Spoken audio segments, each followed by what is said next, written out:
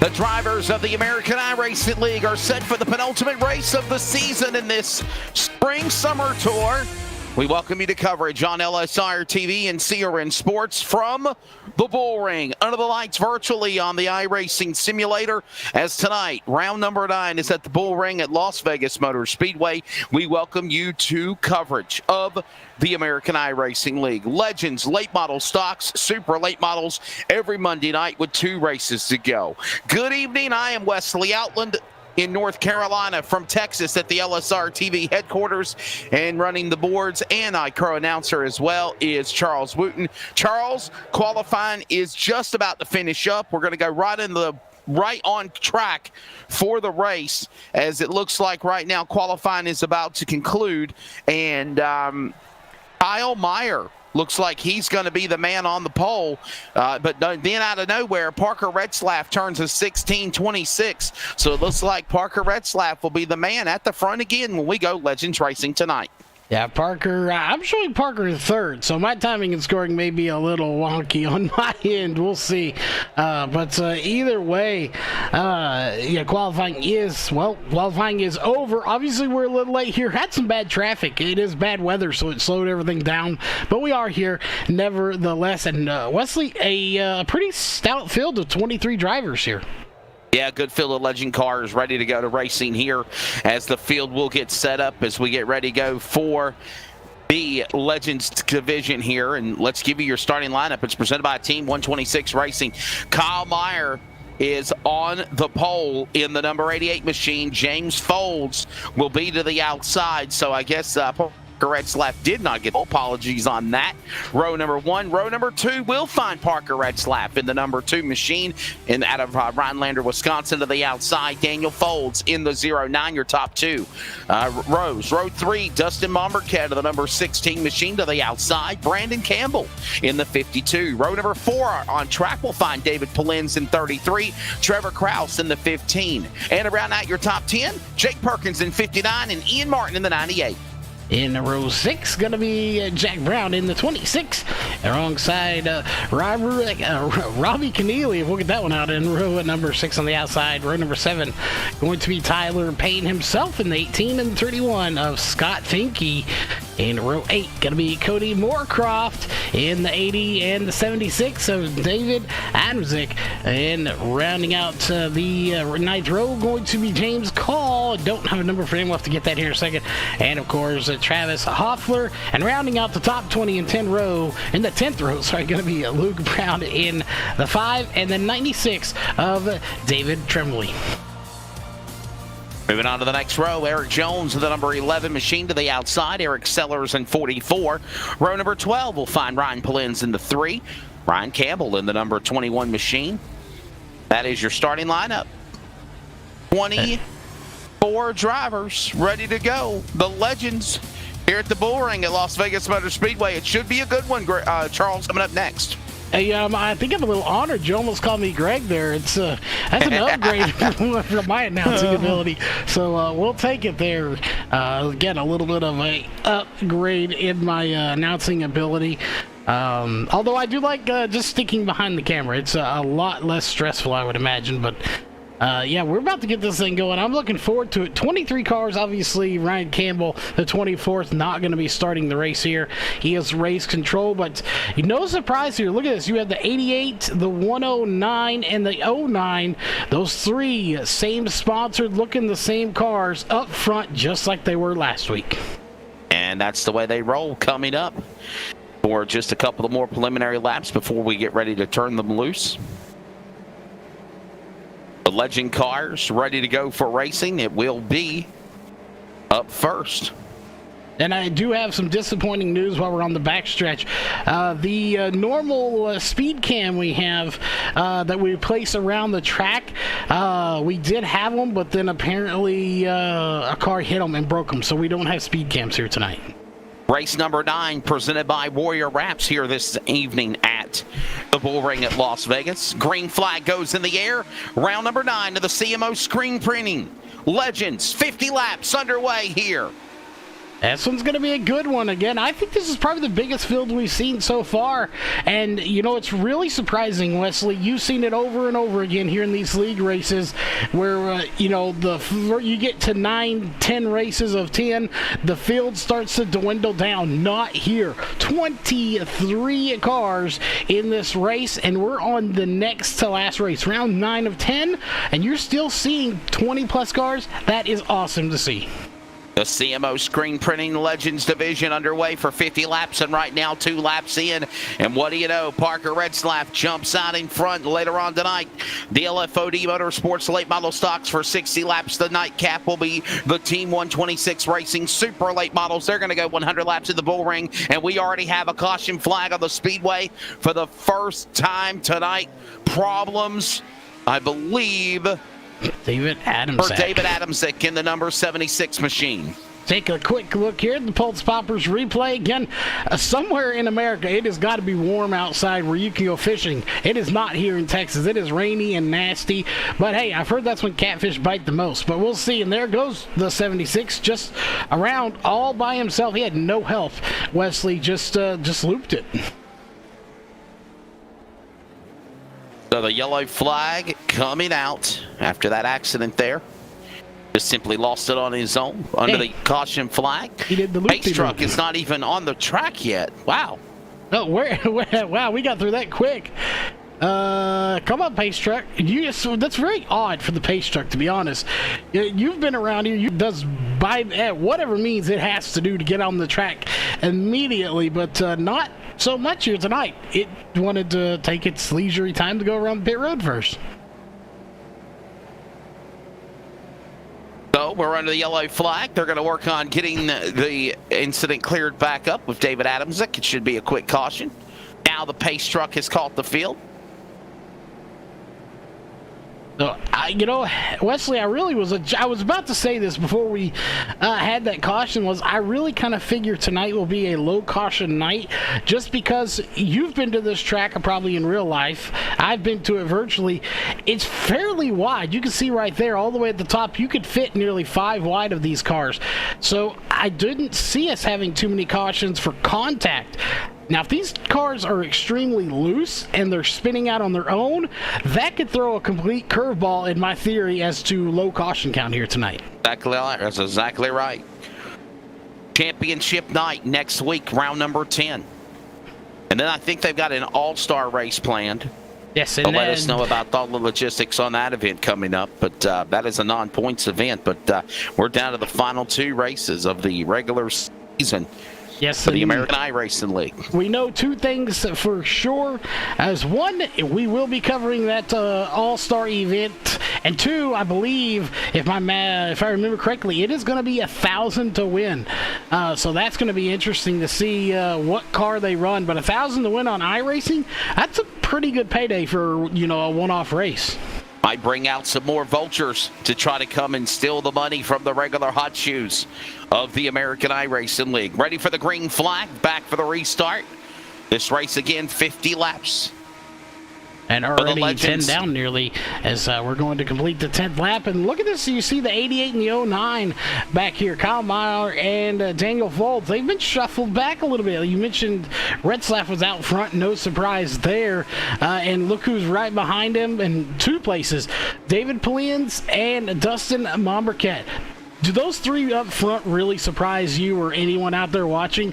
Those 3, that's like saying, if you've heard of bread, you know what Wonder Bread is. Those 3 are going to be out front. And we love bread.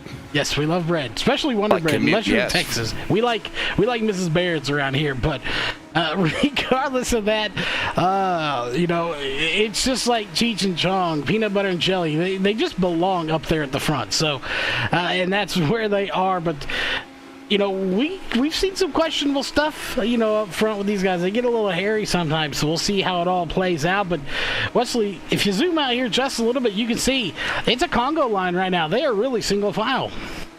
It is. It's the Congo line. There you see the remnants of the big speedway from turn number 3. Yeah, I told you earlier they left the lights on. They're going to have an expensive bill. They did. Man, Light up my life. Yes. Virtually. I would seriously hate to know how much that electricity bill is going to be when they're done. But, hey, maybe they're doing a race over there. But either way, caution is out. As this time it's going to be Luke Brown bringing out the caution. So we'll take a look at the Bolts Poppers replay one more time for the second time here tonight. Luke Brown, number 26, going around, and we will take a look at what happened. Looks like he just got a little too high there. The lens is around him, and there's a little contact there. But Lenz gave him a little chrome horn, and down to the bottom of the racetrack went Brown on the spin. Yeah, I'm surprised we haven't seen Luke Brown up at the front, as fast as he's going. Look at that. He ripped the paint right off his car. He was going so fast. He has no numbers, no decals, nothing.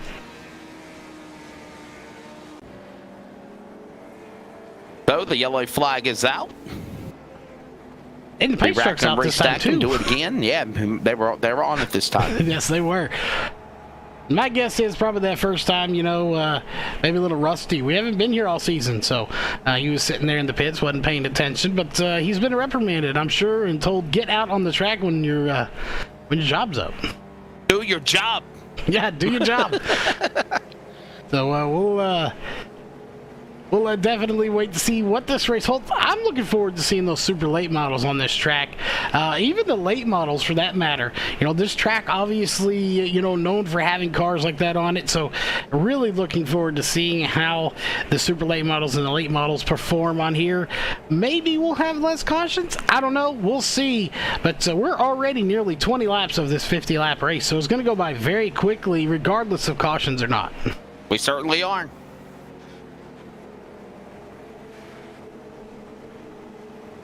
And on the note of going fast, I don't know if you've got your fingers and eyes and toes crossed as well. I know I do, because Wesley, storming where you are, so far your mic sounds good, nothing cutting out. Hopefully I do too, but storms in the area. Don't jinx me. Yeah, we're jinxing it. Storms in the area again for both of us. So, well, it's just a typical Monday here for LSRTV. And, bad weather always seems to come on Monday. Just another manic Monday, as they say. We're back for the restart. It definitely is a manic Monday. The CMO Screen Printing Legends divisions continue rocking and rolling around the Bullring, approaching halfway. Round number 9 here tonight. Legends 50 laps coming up on halfway. Of course, here at the Bullring at Las Vegas, LFOD Motorsports late model stocks are next.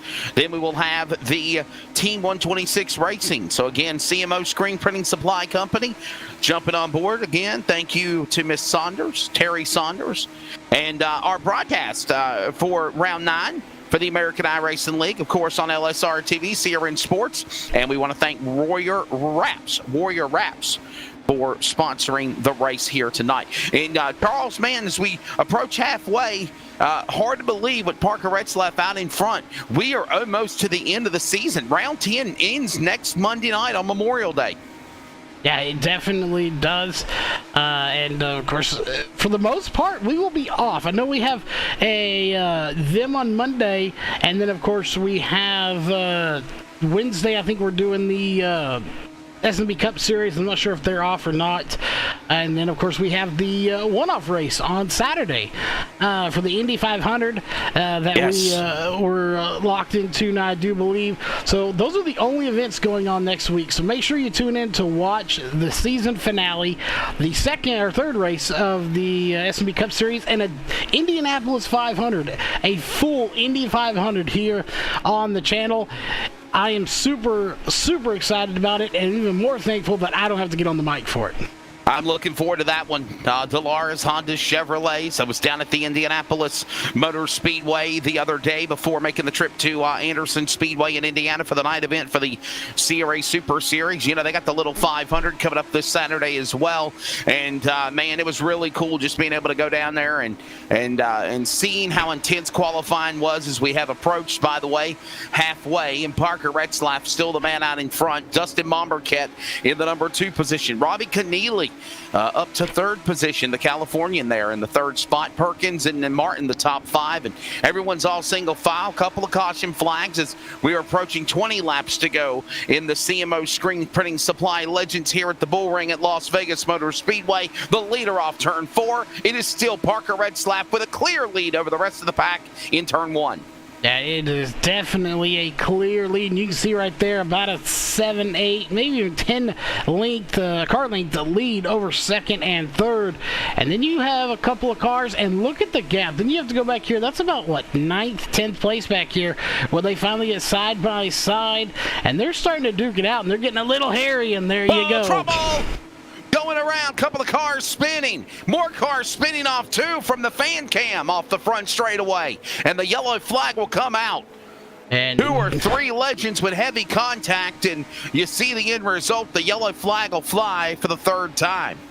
Yeah, and we watched that one live, and we kind of called it. There was a lot of beating and banging going on there, and we'll see. This is, I think, a second event that was going on. We'll see. There was one in front of it right there. So there's the 88. He goes around with a little contact, and then this happened. Yeah, Kyle Meyer, and then this happens. It's chaos.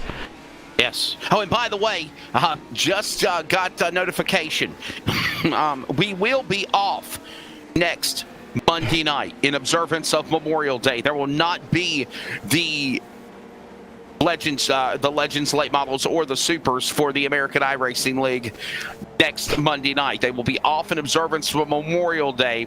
And then, Charles, they come back on June the 7th at Martinsville for the finale. I don't like Round that. 10 on June 7th. I don't like that. Why? That means I don't have anything to do on Monday, Wesley. What am I going to do? I don't know what to do with myself. What am I going to do with my life, Wesley, if I'm off? Play with your RC cars? No, because it'll probably be raining. It's a Monday. just watch it be your luck next Monday night. Nothing going on, and it's a beautiful day. Yeah, that's about right. So, you know. And then again, it might just be your luck that you try to do something on Monday for Memorial Day and it's raining. Yeah, I will say this. We got really lucky on Saturday night. Everybody was naysaying, you can't race. It's going to rain. It's going to get rained out. And we had 70 cars that showed up on Saturday night to Monarch Motor Speedway. That's awesome. Shannon Kelton, the owner, said, we're going to race and we're going to get it in quick. We started at 7 p.m. and by 8:50 we were done with heat races and features. And about 30 minutes after, on the way home, it started pouring raining on us. So that's how it sounds like it was at Anderson, man. They dropped the green flag at Anderson at 7:15, and by 9:30 the entire race night was done in Indiana. That's so, how yeah, it was pretty here, cool. And looks like we're going to have another quick caution coming out. No, maybe not.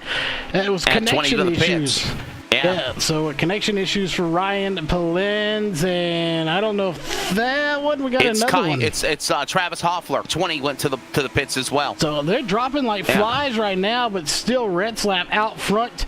You know, you got to ask yourself here, Wesley, if these 3 are in the top 3 one more time, well, actually top 2. Robbie Keneally hasn't been up there in a couple of weeks. What are we going to even ask him?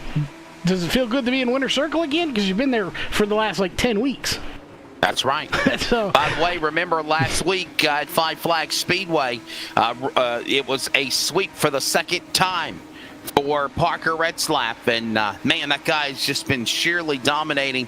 And we'll see what he does right now. He's out in front again, the driver to Rhinelander, Wisconsin. There was a little controversial talk there at the end of the race, at the end of the Super Race, a little thing about brake checking going on. And I think that's something that's probably going to be monitored. But that was between Redslap and Alex McCollum.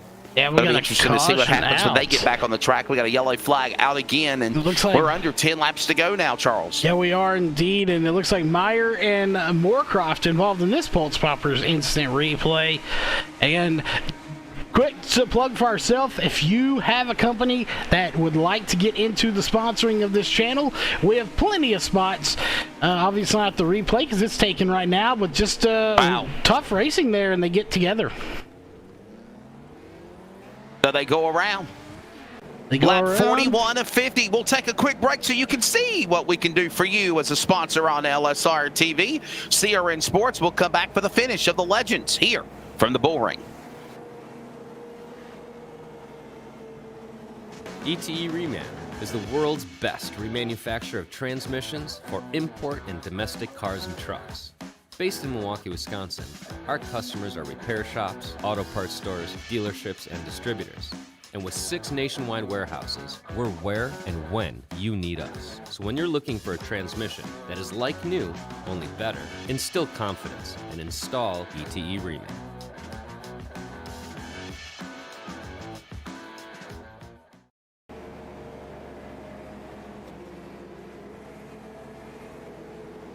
Welcome back to the Bullring Las Vegas Motor Speedway.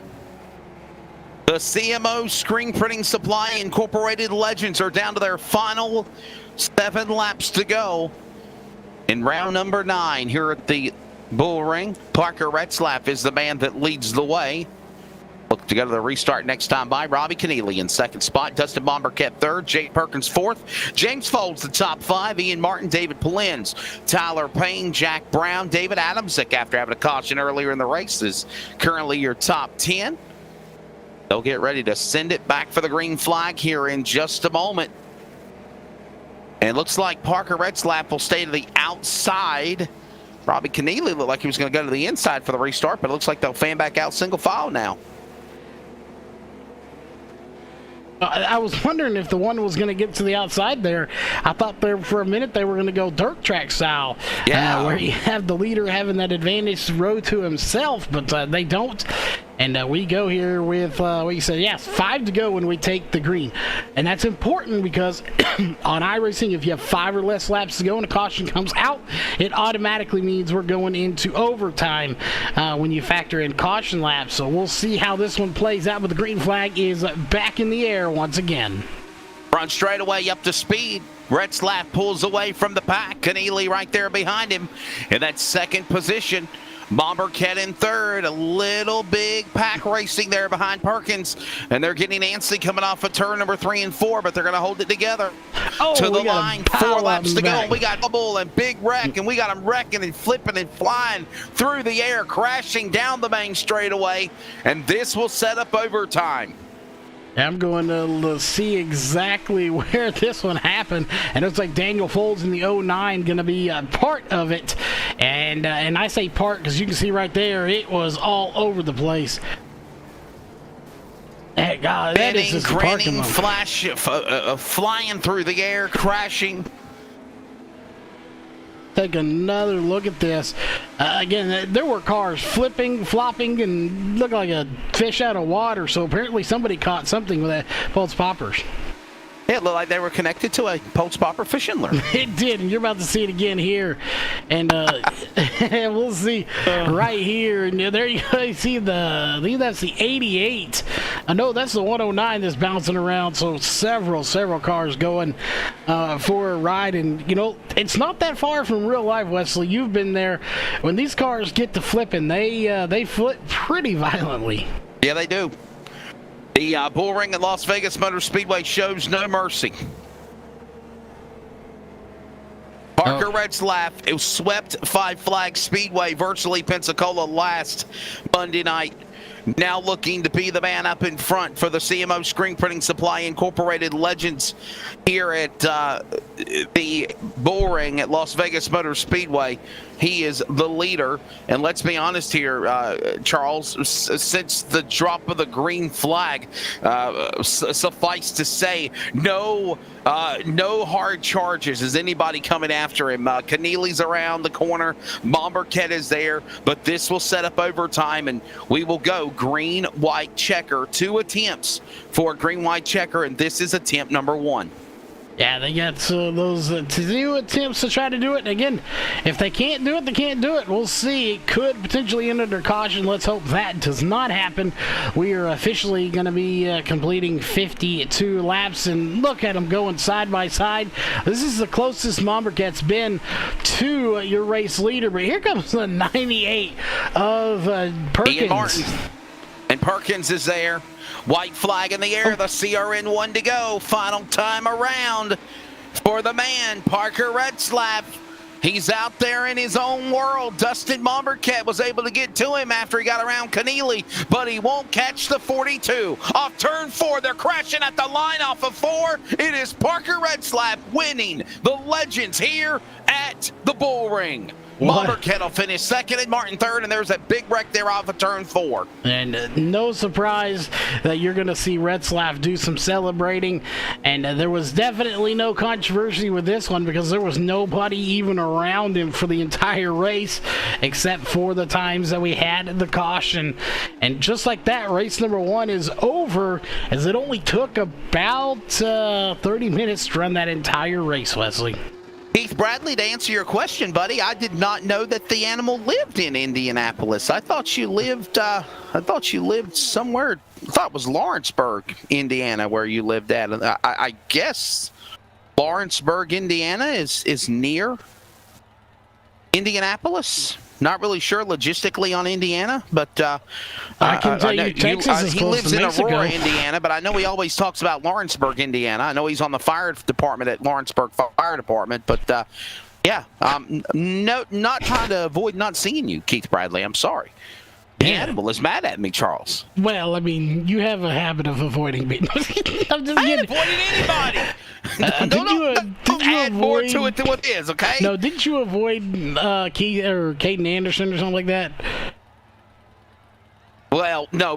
See, the thing is we were in the middle of the Snowball Derby pre-show, and I was the talent advisor, what do you call it, director. So I'm getting talent, grabbing them around the tables, and then getting them on the stage. So I was trying to do my job, and Caden Anderson comes up to me, and I'm like, hey, yeah. And he's like, well, I know you're busy right now. Let's get up later. I said, okay, after the show's over, we'll get together. I'll have a glass of sweet tea or have a beer with you, and because he's underage, and when I went to go find them, they were gone. Well, he ran away. That's not my fault. That's Caden Anderson's fault. There you go. Speaking of over, what is over is this race as well. And we have the top 3 we'll be talking to here in just a little bit. But, of course, Parker Retzlaff getting the win. No surprise there. Dustin Mombercat right behind him in second place. Ian Martin sneaking away with a third place. And the number 98 Machine, followed by Perkins, Keneally, Finke, Jones, Tremley, Folds, and Moorcroft's going to round out your top 10. And your top 20 going to be David Adamsick. Had problems earlier in the race. Brought out the caution flag. He finishes 11th. 12th, James Call 13th. Luke Brown, Jack Brown will be in the top 5, followed by Eric Sellers, Tyler Payne, Campbell, Folds, and Meyer. And the rest of the rundown of 22 starters includes Travis Hoffler and Trevor Kraus. Ryan Polins also in the back in the third. Ryan Campbell, as you can tell, was one of the directors for the race. He was several laps down because he wasn't a race. So, hey, we're going to take a quick break when we come back with, again, Parker Red, the rest of the top 3, and we get ready coming up next as the CMO Screen Printing Supply Incorporated Legends are done here at the Bullring at Las Vegas Motor Speedway for round 9 of the American iRacing League, presented by Warrior Wraps. Coming up next, it is the LFOD Motorsports late model stocks, and we'll be back in a moment on LSRTV, Sierra in Sports, with interviews and practice from the Bullring with that series.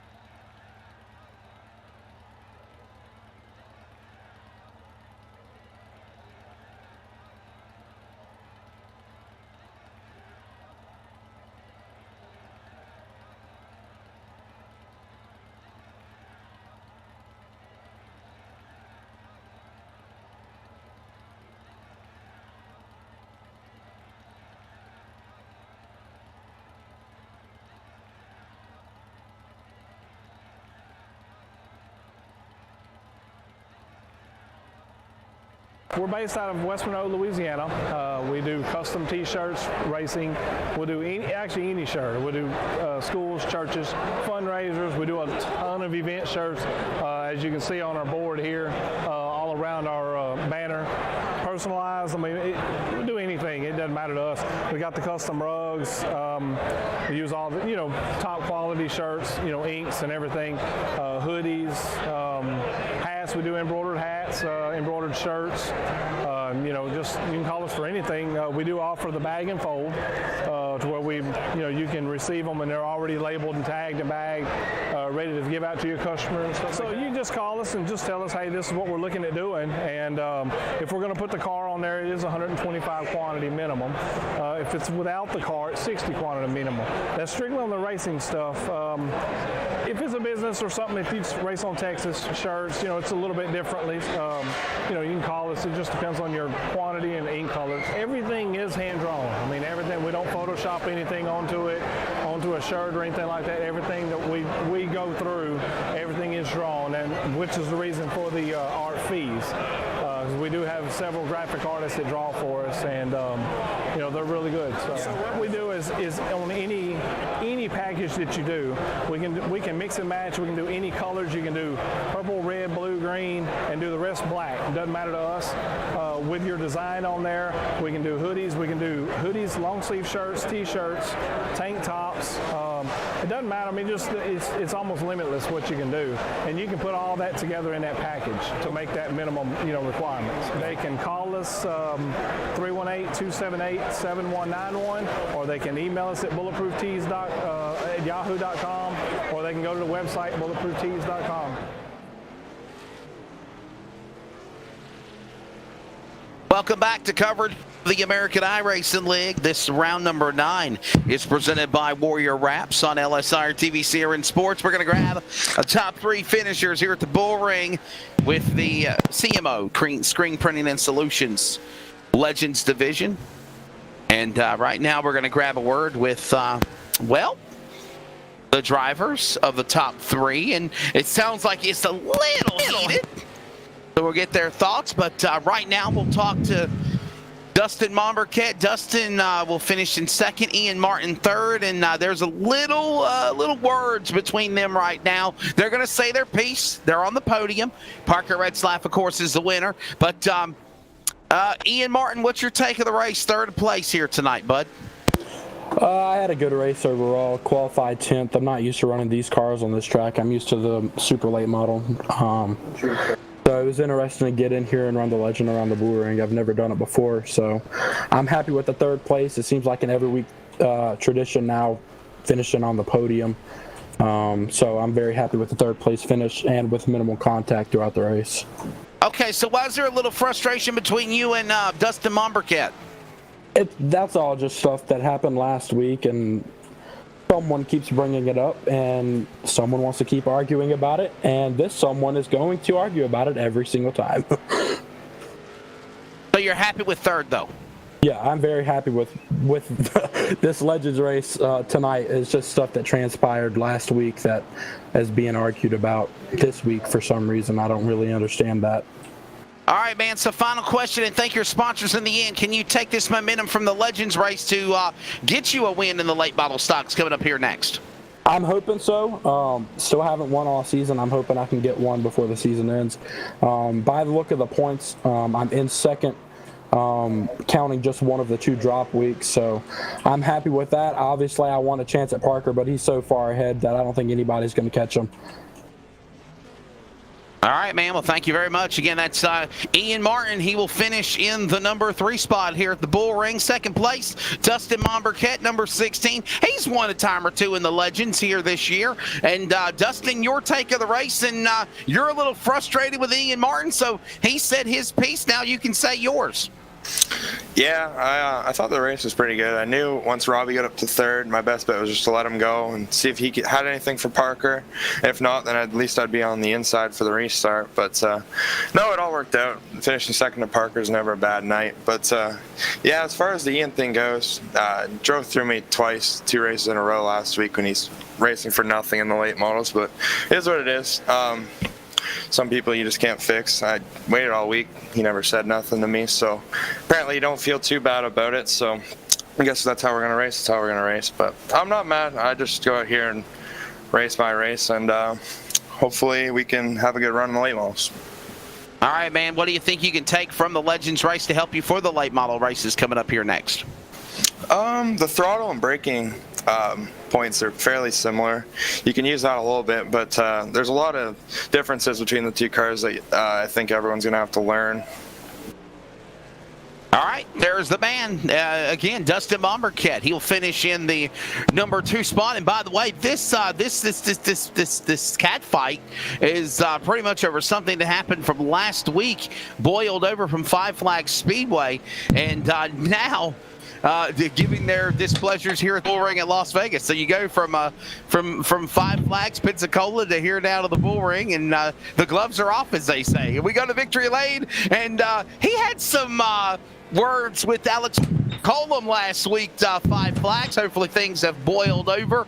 Legends winner again for the CMO Screen Printing Solutions Incorporated Legends. Rhinelander, Wisconsin's Parker Retzlaff. Parker, congratulations. And you're not involved in any of those shenanigans going on between Martin and Mombercat. No, I wasn't involved in any of it. I was just listening to it. I heard about it all last week and seen everything that happened. And yeah, me and McCollum, I'm not sure if it's all done, if it's over with. I'm not sure if he's going to bring it into this week, but it was overall a good race for me. I just rode out front, and I know that Robbie tried on the second to last restart to get to me, and Mombercat tried on the last restart, and I was just able to get off the corner good enough to get myself a big enough gap to not get moved for the win. Well, you win again. You have 2 times in a row swept the events of the American iRacing League. Can we see you sweep the penultimate race of the night here at the Bullring? I mean, I think I've had enough laps on this track that it could happen, but everything has to go right, and I have to make sure I make the right moves at the right times, and maybe it could happen for the 3rd time this season. All right, man. Well, congratulations to you before we let you go and you get back to practicing and get ready to qualify for the late models. Thank your sponsors. I have to thank Ponzi, EcoTrax, Iron Horse Loggers, Log Load for Kids. You guys are for live streaming every week, and Tyler for putting the whole thing on. Parker Retzlaff, winner again in the CMO Screen Printing Supply Incorporated Legends. Charles, your final thoughts on it, and why can't we be friends? Hey, I gave my final thoughts of it. Unfortunately, people are not in our group chat. I did everyone knows I'm into RC racing. I have a thermal gun, and I pointed the thermal gun at the cars in question here tonight, and the temperature came back 107. So obviously temperatures are heated here tonight. And if you know the temperature gauge where people do temperature checks, 107.7, the max number that you can use on somebody's temperature. Now, now we're joking. If you ever get a temperature of that reading, you better get your ass to the hospital immediately. But Actually, with that being said, I don't think you physically could, because I believe if you look it up at 106, you would physically pass out. Oh, yeah. I don't think you would even make it to the hospital at that point. Well, I was trying to be nice about it. And that's going to put a wrap on the CMO Screen Printing Supply Incorporated Legends. Thank you to Terry Saunders. I told you, Terry, I get all your stuff right now. Not going to butcher it anymore. And coming up next is the LFOD Motorsports Late Model Stocks Team 126 Racing Super Late Models. We're going to take a quick musical interlude, and we'll be back for qualifying in a bit for the American iRacing League for the Bullring in a moment. LSR TV, CRN Sports. Thank you for watching and listening.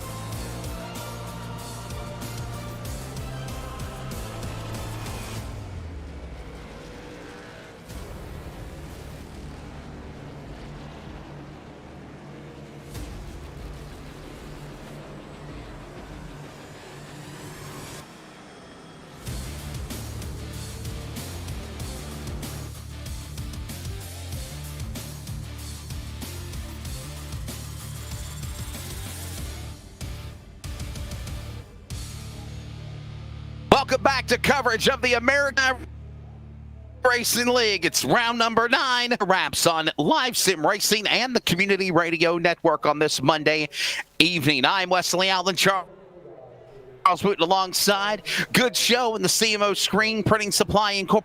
Tempers flaring at 107.7 at the finish, but now we get ready for qualifying, and it's the LFOD Motorsport. And hey, Charles, the fenders are on the cars the rest of the way as we see Ryan Polin's in the clock. See, that's where I'm disagreeing with you. They're on the cars now. I don't know if they're going to be on later, but they may get ripped off, bumped off, and taken off by other drivers, but they are on there for the moment anyway. And very surprisingly, we went from 23 drivers to 14, so a significant drop in car count here. So interesting to see, how many people like those legends, but not necessarily the late models, and how many are going to show up for the super late models here in just a little bit as Parker Retzlaff goes to the top of the boards with a 15.338. Jake Perkins, there he is, the 59 machine coming off of turn 4. I will say one of my favorite drivers has made the trip, and that is this driver right there out on his warm-up lap. That is Mario Canoli Icolani, whatever.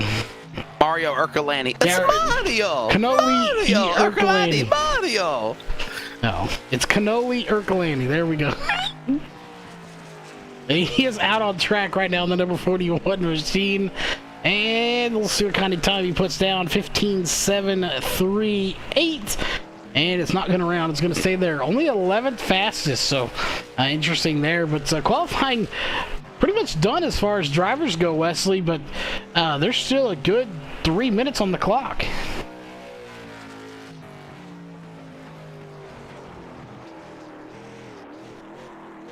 Wow, look at Scott Finke working his way off of turn 4 to the start-finish line.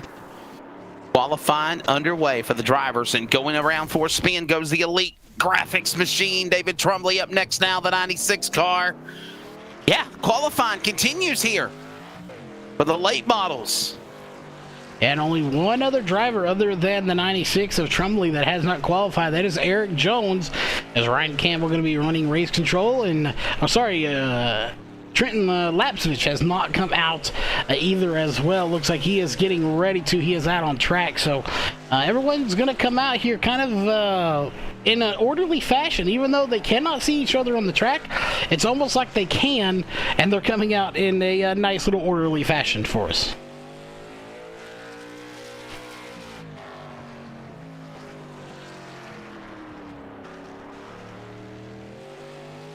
Trumley coming down the front straightaway. 16.495, the best lap last time by, 16.744. So he definitely has got to pick it up. His qualifying's done. Here comes Trenton Lapsovich from Grimsby, Ontario, Canada. The Jim Hortons. Oh, he changed his car.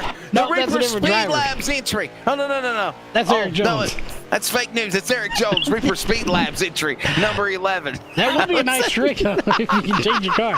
But yeah, we went to Lapsovich. He was actually done. And I just realized, Wesley, they're not really getting a warm-up lap. That was it right there. They come out and do about a half a lap. They come out on the clock. That's right. Yeah. I mean, when you come on the racetrack, you're coming off of turn number 2, so you've got enough time to hit the gas, get on your high horse, and be at speed. So 16.668, lap number 1 for Eric Jones. By the way, this is not the Eric Jones from Byron, Michigan from the Cup Series. This is Eric Jones, E-R-I-C Jones. Reaper Speed Labs number 11 across the line. Ooh, quicker, 16.2, yeah, 33. He'll jump from 15th to 14th with that one. Yeah, that's an improvement, though. Well, yeah, that is true. It is an improvement.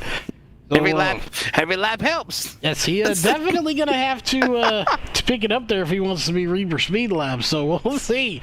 As we know from seeing Reaper Speed Labs has some fast setups I'm not even sure. I assume they're running Reaper Speed Labs because they are one of the sponsors. This whole thing is presented by Reaper Speed Labs and Pulse Poppers. So my guess would be that they are running a setup from them.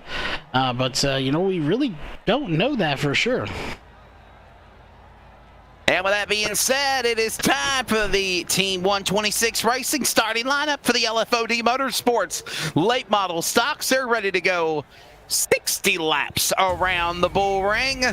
And your starting lineup looks like this. Well, guess what? He's done it again. Parker Retzlaff on the pole from Rhinelander, Wisconsin. He started third in the Legends race and won. Now he's on the pole. Trayton Lapsevich from Grimsby, Ontario, Canada, right alongside Tim Horton, number 76, row 2. Jake Perkins in the 59. Kyle Meyer in the 88. Row number 3 on the track. We'll find David Plins in 33. Dustin Momberket in the 16. We heard his frustration earlier. It's row 3. Row 4, we'll find Daniel Foles in the 09, Ryan Polins in the number 3, and around out your top 10, David Adamczyk and Tyler Payne in the number 18, your top 10 starters. In the 6th row, going to be Ian Martin, who we just talked to a little while ago, also voicing his frustration. 107.7. Yeah, 107.7. And the 41 of Mario Ercolani in row 6. Row 7, going to be 31 of Scott Finke, and the 11 of Eric Jones. Row 8, going to be the 96 of David Trumley, and the 8 of Ryan Campbell, who we know is race control. So that's going to do it here.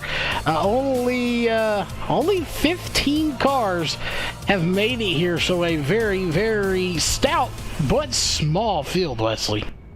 Good pack of drivers for sure. 15 drivers ready to go here for this race. And as you said, not a big car count, but 15 top heavy contenders.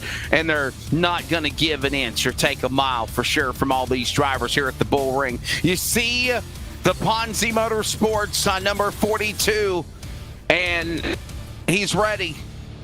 Trayton Lapsevich to his outside, the Tim Hortons Coffee, number 76 machine. And the field now begins to roll. Starting lineup presented by Team 126 Racing. The Team 126 Super Late Models are coming up next after the LFOD Motorsports Late Model Stocks. All right, Charles, a couple of preliminary laps. What do you think we're going to see in this 60 lapper coming up? Well, I think we're going to see a little beating and banging. I think we're going to see a handful of cautions. And hopefully we don't see any tempers flaring too much. Your fenders are supposed to be flared out a little bit. Maybe not your tempers, but hey, it's short track racing at its finest.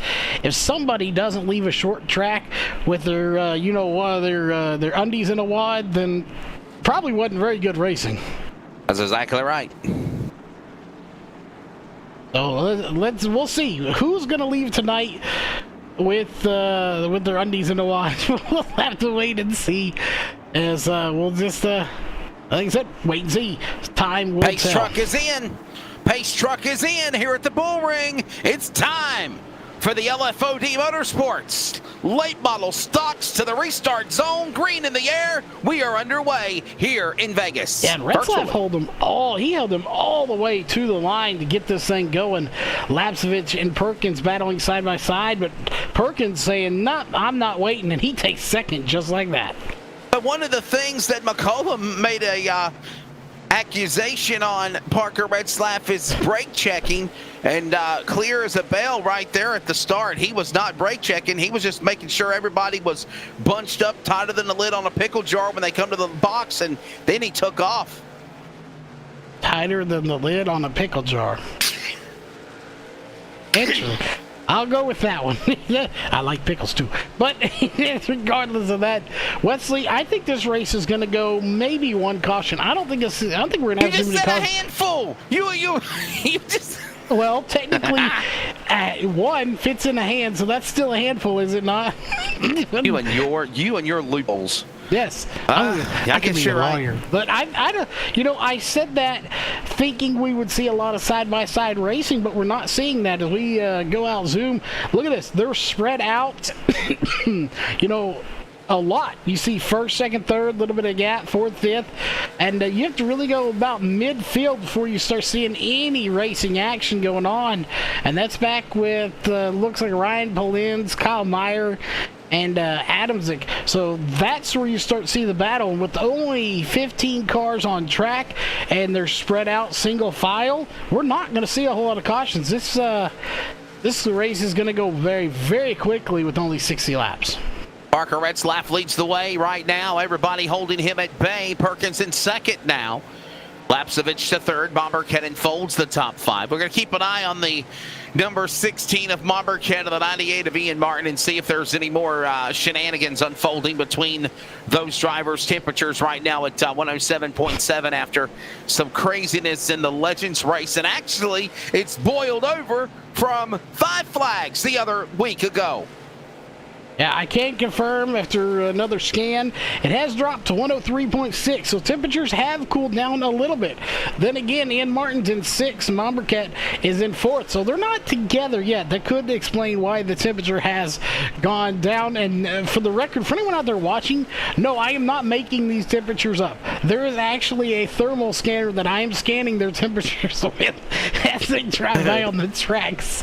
Oh, and we are not making these numbers up. They are real. Whether that's really their temperature is for question, but what's not in question, Wesley, that is Parker Retzlaff. He has checked out from this field again. He's about a 3-car length. He's not where he would like to be, probably as far pulled away, but again, 2 in a row here possibly for tonight.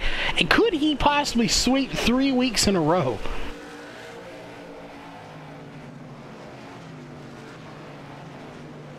Parker Retzlaff leading the way in the early going. Lap 13 of 60 for the LFOD Motorsports late model stocks. Second spot, Perkins. There he is. Lapsevich right there with him.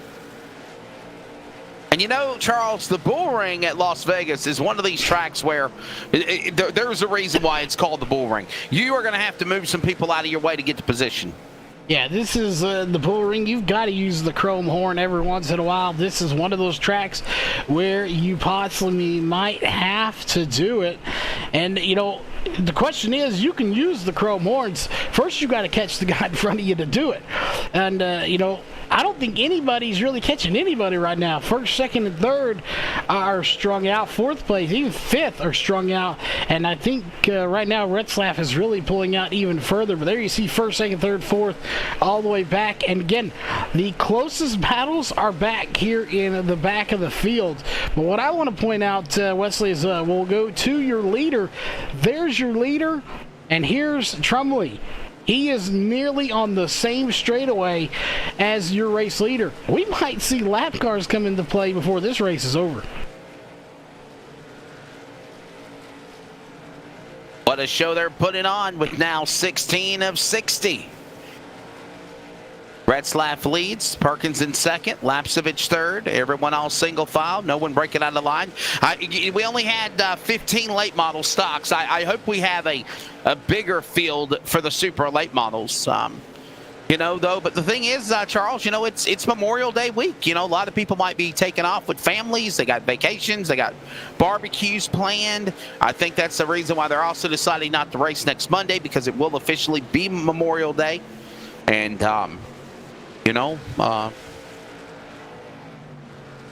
yeah, I definitely agree. A lot of people are taking off, including myself.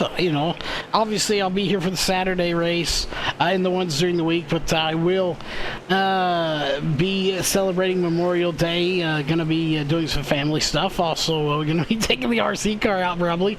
So we'll see.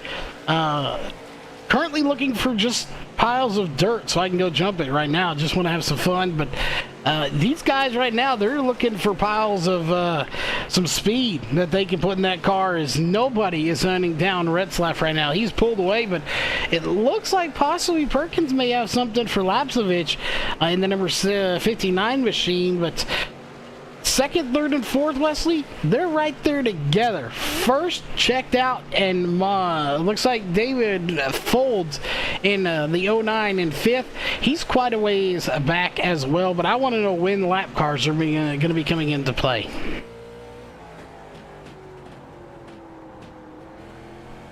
Retzlaff, Flapsevich, Perkins, Bomberket, Folds, your top 5. You're riding on board with the leader, and he is closing in on back marker cars.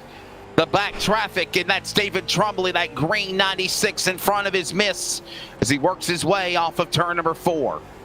Yeah, he is. Back down the back straightaway. Slowly but surely reeling these guys in, and you will see. We're only on lap 26. We're just going to be coming up on halfway here soon, so I definitely think lap cars are going to come into play. So, this is right now, Wesley, where you have to, play nice with other drivers because, if you're Retzlaff, and I'm not saying he has, but if you've ruffled any feathers with any of these drivers and they're having a bad day and they know they have no shot at winning and they're potentially going to go a lap down, this is where they could possibly not give you room, hold you up, and allow you to get passed by second or third.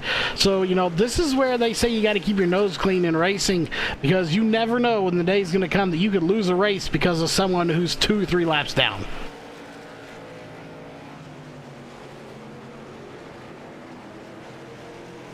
And there you see the leader as we approach 1/3 of the distance through. Inside, Trumbley, he'll go a lap down. I hope we're not 1/3. And Parker Retzlaff separating himself. I'm sorry, halfway. My bad. It's halfway. That sounds much better. Yeah, halfway. it's like I don't want to add another 30 laps to this race. We're going to do that here in a little bit. We're going to have 40 more to it. But Retzlaff kind of scrapes the wall there. Sparks went flying. Is it just me, Wesley? And every time I see this car for Parker Retzlaff, I see the yellow squares or rectangles with the letters in them. For some reason, the first time I see this and every time I see it now, I think of Waffle House. When you think of Parker's car, you think of Waffle House. Is that what you said? Yeah. Have you seen the Waffle House sign? It's like got the yellow rectangles with the letters and it say Waffle House. Yeah, it looks like Waffle House. Yeah, there must be a Waffle. Gotcha. If you just put Waffle House in there. I don't know why that car reminds me of Waffle House for some reason or another. But it looks like somebody's on the move. That's the number 16 of Bombercat. He's run down Perkins. He was right there. And I don't know if Bombercat's got the faster car, but there was that lap car, the 96 of Trumbley in the way. And when he was there, the 16 of Bombercat was right on the bumper, that 59 of Perkins. But since they both got by, it looks like Bombercat is falling back about a car length and a half.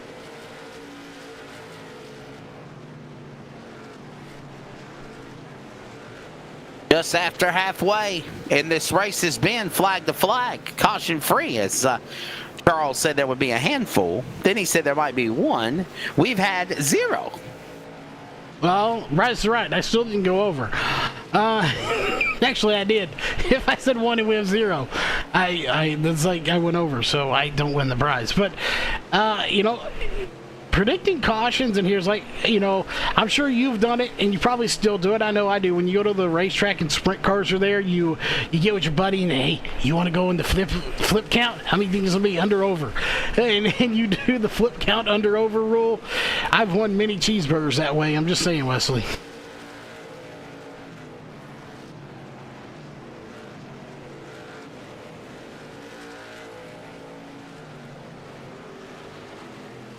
What'd you think of Dale Blaney winning the race the other night at Sharon Speedway for the World of Outlaws? How about that? Hadn't won a race since like 95. 70-something years old, won the event. I know. I do recall that he was. They almost had the oldest driver. He was like 2 months shy of being the oldest driver to ever win a race. Honestly, all I have been following with World of Outlaws this year is that iconic number 22 Pennzoil Jack. That's the only one I've been following. When I first started getting into liking dirt track racing, I saw him race that iconic number 22 Pennzoil yellow sprint car at Devilsville Speedway, and I'm awesome to see. It's so cool to see that car coming back for his final ride.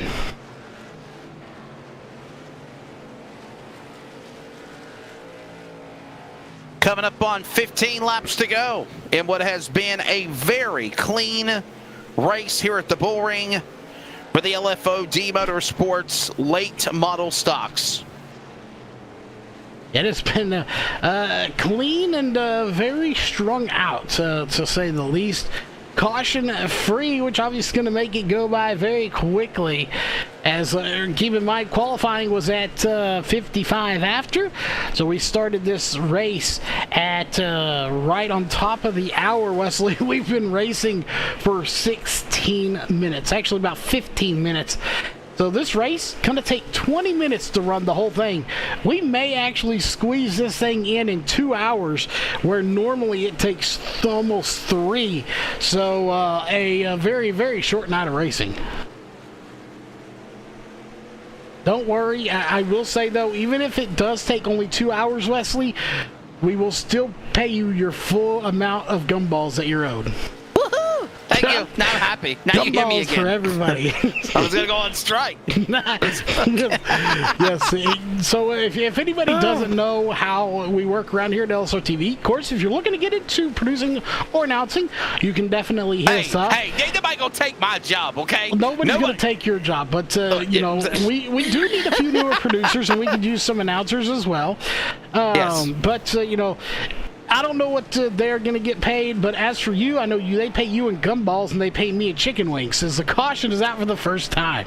Are you kidding me? 12 laps to go. Caution out. Problems. Eric Jones going around. Number 11. Well, there you go, Wesley. I said 1, and I got my 1 caution. There's your 1. There's your 1 caution, okay? Yeah. Now, hopefully they don't make me look bad and get another one, as we're going to see right there. Just a little contact. Think he goes around. And, almost gets hit by Trumley, but he gets it going. And unfortunately, that Reaper Speed Labs number 11 didn't qualify too great, but had a solid run, just out there logging laps, and then gets a little shot in the shorts, and around he goes. We'll take a quick break. We'll come back for the finale. For these final laps, is what I meant to say, for the late model stocks. LSRTV, Sierra Sports, more in a moment. Hey, by the way, don't forget tonight, Miles the Munster greets the drivers. The Northwest iRacing Cup Series. Greg Rentz and myself on the call, 11:35 Eastern Time tonight. LSRTV, CRN, back with more in a moment. Every customer, every single time, needs to get our very best. From moment one, my goal managing a team here in the dealership is to make sure that that customer's experience is the very best that they've ever had. We expect and demand total transparency. There should never be a time in that transaction where the customer is wondering or not quite sure of what they're buying or what they're paying or those sorts of things. And having that transparency and doing things the right way is super important.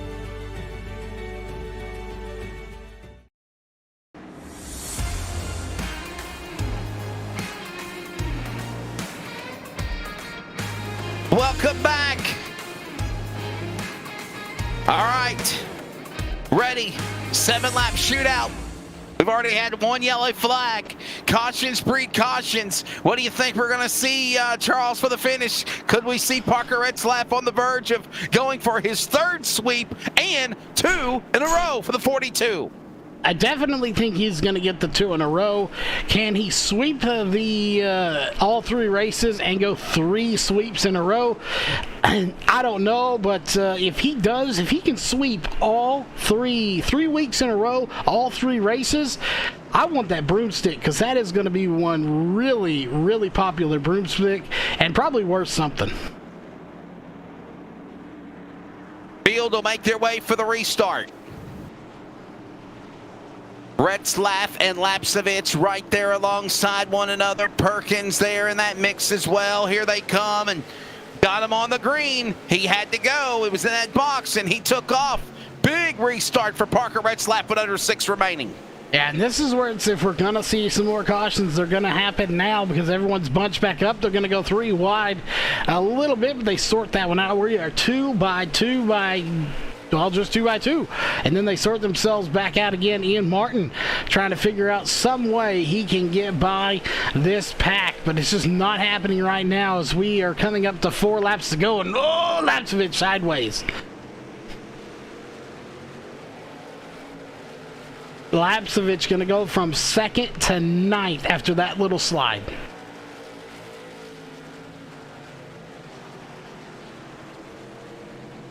Laps winding down. 3, now make it 2 to go, but they work their way back around next time by. And look at the performance going on by Parker Retzlaff. And I'll tell you what, Charles, he got that start. He jumped on the green and never looked back, and he's looking really strong as he comes to the line. Yeah. 2 laps to go as he crossed the line right there. Going to be coming up on that 1 to go here in just a moment as this track, again, is so tiny. You can get around it very quick, and there he comes to the line for the final time, or next to the final. 1 to go. White flag in the air for the CRN. 1 to go. Looking to now make 2 wins in a row here at the Bullring. Here he comes from Rhinelander, Wisconsin. The cheesehead, Parker Retzlaff, will come to the line and win. Got 1 car spinning in smoke off 4. I think he saved it. Was able to save the car as they come to the checkered flag. But what a performance. Parker Retzlaff, another win here tonight for the American iRacing League and now the LFOD Motorsports late model stocks. Yeah, and I called it. I said we'd have 1 caution. We had 1 caution. So I'm going to call 0 in the next race. Yeah, 1 caution. You did. So there you go. If I called 0, well, you know what? I'm going to call 0 cautions, and I'm going to say we have a 30-car field. Just so if I've been right on the cautions, maybe I'll be right on the car count. You know, that's a fair assessment, don't you think?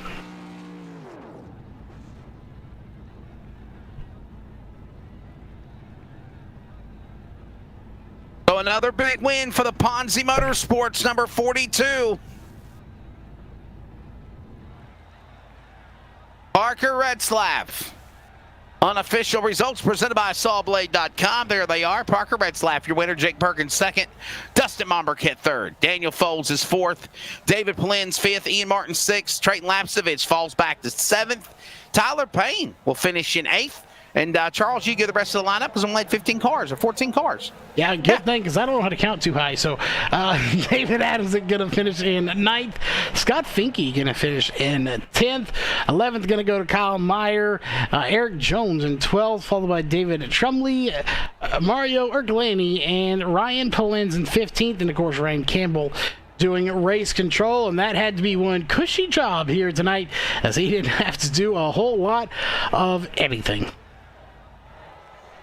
So we will take a quick break. When we come back, we will talk to Parker Retzlaff again and the others in the top 3 podium from the Bullring at Las Vegas Motor Speedway, the American iRacing League, presented by Warrior Wraps tonight, round number 9. Back with more in a moment.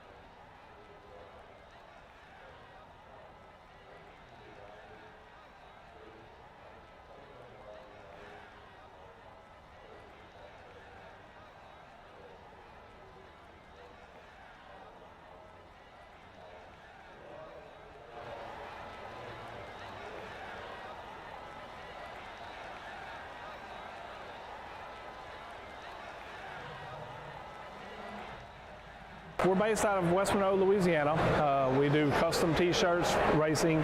We'll do any shirt. We'll do schools, churches, fundraisers. We do a ton of event shirts, as you can see on our board here, all around our banner. Personalized. I mean, we'll do anything. It doesn't matter to us. We got the custom rugs. We use all the, top quality shirts, inks and everything. Hoodies, hats. We do embroidered hats, embroidered shirts. Just you can call us for anything. We do offer the bag and fold, to where you can receive them and they're already labeled and tagged and bagged, ready to give out to your customers. So you just call us and just tell us, hey, this is what we're looking at doing, and if we're going to put the car on there, it is 125 quantity minimum. If it's without the car, it's 60 quantity minimum. That's strictly on the racing stuff. If it's a business or something, if you race on Texas shirts, it's a little bit differently. You can call us. It just depends on your quantity and ink colors. Everything is hand drawn. I mean, everything. We don't Photoshop anything onto a shirt or anything like that. Everything that we go through, everything is drawn, and which is the reason for the art fees. We do have several graphic artists that draw for us, and they're really good. So what we do is on any package that you do, we can mix and match. We can do any colors. You can do purple, red, blue, green, and do the rest black. It doesn't matter to us. With your design on there, we can do hoodies. We can do hoodies, long sleeve shirts, t-shirts, tank tops. It doesn't matter. I mean, it's almost limitless what you can do, and you can put all that together in that package to make that minimum requirements. They can call us 318-278-7191, or they can email us at bulletprooftees at yahoo.com, or they can go to the website bulletprooftees.com. Welcome back to coverage of the American iRacing League. Of course, presented by Warrior Wraps here tonight, round number 9. Remember, we take off next week for observance of Memorial Day, and then we finish out the season at Martinsville Speedway, coming up at the Action Track in Virginia, virtually in 2 weeks on June the 7th. Charles Wooten, Wesley Outland back here with you. We're going to talk to our top 3 finishers, and of course, in third place, another win also for Correct Slap. He is 1 race away, by the way, for going for his 3rd sweep and his 2nd in a row after doing it at Five Flags Speedway last week. But anyhow, 3rd place, Jake Perkins. Jake, your thought of the race, man, on the podium in the 59 car? I think we wound up 2nd there, but it was a good race. It was fun. The yellow hurt Trayton there at the end, but it was nice to finally capitalize on an inside lane restart. I feel like we've gotten bit by being on the outside there a few times this year, so it was a good race. Hard to keep up with Parker. He ran a good one, and so we'll see if we can improve one more spot in the Supers. Yeah, he was 2nd in the race. 3rd place was Dustin Mombercat. We'll talk to him here in just a moment. Dustin was right in the cat's whisker of hanging behind the leader of Parker Redslap the entire event. But, Jake, this race went pretty clean and green. I mean, was there ever any shot to try to come after to try to go after Parker? I mean, where he just had everybody covered? Yeah, I felt like he was going to be better than me on the long run, so I tried to give him something there the first 10-15 laps of the race, but I knew if I didn't get him then, it was going to be close. I knew I was going to get him. It was going to be early on, and then it threw a series of cautions and getting a good restart. So once we got strung out there, it was just tough. Everybody's so equal and drives pretty well. So Parker ran what he needed to do, and we were just fortunate to snag 2nd there at the end on the restart. All right, buddy. Well, there you go. That's Jake Perkins, and he will finish in the number 2 position. We'll go to 3rd now. Dustin Mombercat. Dustin, my apologies. I thought you had finished 2nd, man. And normally, for the entire race, you're right there with him. But, man, a good run for you. The 16 car was strong. You just come 1 spot short and fell back to 3rd on the restart. Yeah, I wish I finished 2nd, but no, I'm pretty happy with the way it went. That setup didn't really drive to my style at all, so I had to change some things and get it as close as I could. I had nothing for Parker, or Jake, or even Trayton there, but some issues happened, and I was able to slide by on the bottom and get the 3rd, so I can't complain. It was a good race. You sound a lot more cooled off. Your temperature has gone down for sure. Yeah, we're good. We're good to go now. We didn't get hit. And Ian Martin was nowhere in sight around you either. Well, he was until the last corner. All right, man. What are we going to see in the Super Race coming up next? I don't really know. By the sounds of it, we might see some more controversy and wrecks from what we saw last week with Parker and Alex, but I don't really know. I just got to try and stay out of it and run my own race. Yeah, we're going to talk about that with Parker Retzlaff here in a few minutes. But, man, thank your sponsors, and good job on third place. Yeah, I got to thank Pulse Poppers. I got to thank Shaw Motorsports, LeDuc Matthews Racing, Ryan Matthews, Devin Morgan Enterprises, Russell Brown Race Cars, just everyone who helps me. Thank you. Second, again, for the driver of, or third place. He was in second most of the way. He'll settle for third tonight. And, of course, that is Dustin Momberket. And, of course, no issues with Ian Martin like in the Legends event for the LFOD Motorsports Late Model Stocks to Victory Lane we go. Another win, 5 in a row. Looking to try to sweep here at the Bullring like he did at Five Flags, like he done at the most recent race at Kinley, or Lanier. I'm sorry, Lanier. Parker, congratulations to you, bud. I mean, nobody could catch you. Nobody. Yeah.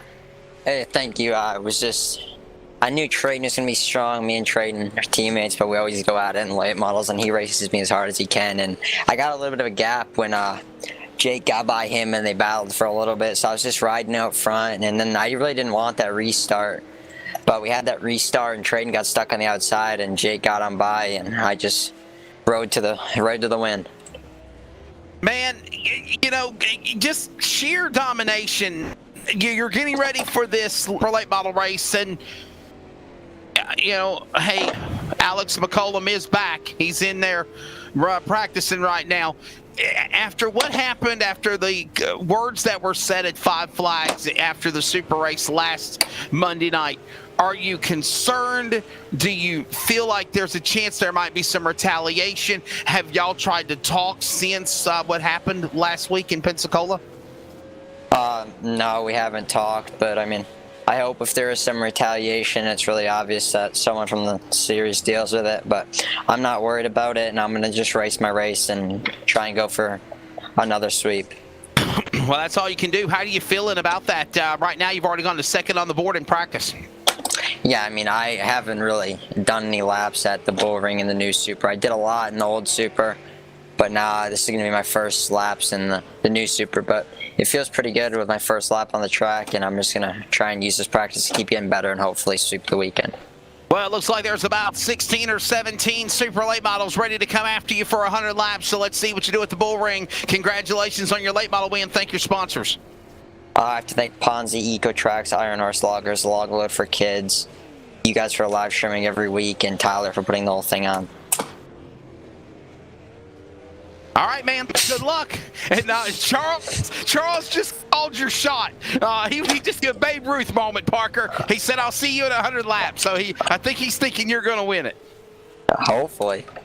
Well, he's the only winner in 1, 2, 3, 4, 5, 6, 7, and 8 races. He's been the only winner. So, I mean, if he doesn't win, then we probably need to tech the car that won.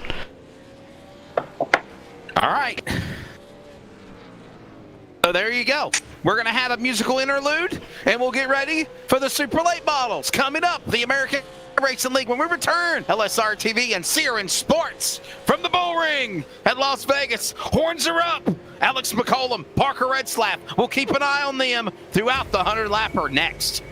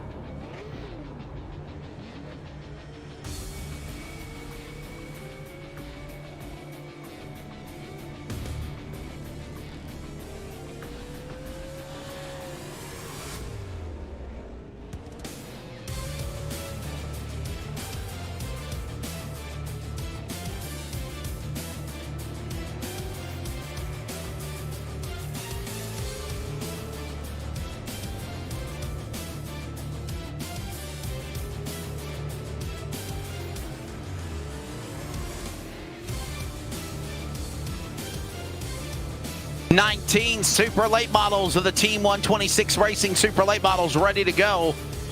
Some of them think they're in a demolition derby. Welcome back to coverage on LSRTV and CRN Sports. I'm Wesley Outland, Charles Wooten alongside. Hey, let's take a look at the race 411 for this one coming up, presented by Race on Texas. Bottom left of the monitor. And it is going to be a good one. 30-minute practice, 2-lap qualifying, followed by a century grind around the Bullring here at the Las Vegas Motor Speedway, adjacent to the big track off of turn 2. If you look to turn 3 here at the Bullring, you can see the track, the big track, like Charles talked about, reiterated on earlier, all lit up. But anyhow, in addition to that, take a look at the weather conditions. We're at nighttime. We've been racing all night long virtually. It's presented by sawblade.com. 75 degrees, track temp 78, wind speed at 2 miles an hour. And it is a clear, Charles, full moon. Well, it is it is definitely a full moon. Clear weather, that's a shocker. It may be clear where they're at. It definitely ain't clear here. Although the sun is out here for the time being. We'll see how tonight goes. Tonight's supposed to be pretty bad here at the studio. We'll keep our eyes open and hopefully nothing bad happens. But a clear, cool night, really. That 75 to 78 degree track temp, almost iRacing default here if you didn't touch it. So not a very hot night for these guys. It'll be a good one as they're now advancing. Practice concluded. We're getting ready to go into qualifying. And close to 20 cars here ready to go for the Team 126 Racing Super Late Model. So we'll see what goes down here in just a couple of moments as they are on course now to qualify. Start off with John Oliette in the number 81 machine. Yeah, we'll see what Oliette can do here in the number 81 machine again. Good to see a few more cars here. I was kind of scared there for a minute that we weren't going to have a huge car count. But 20, not bad. You know, you think of a big event, you know, you want to see 60-something cars. You'll see late models, modified, stuff like that. But you only start 20. So 20 to 22, not a bad car count here for tonight's race. As David Trumley already at the top with a 15:036. We'll see if anybody else can touch that right now. Well, never mind, Perkins, 14:735.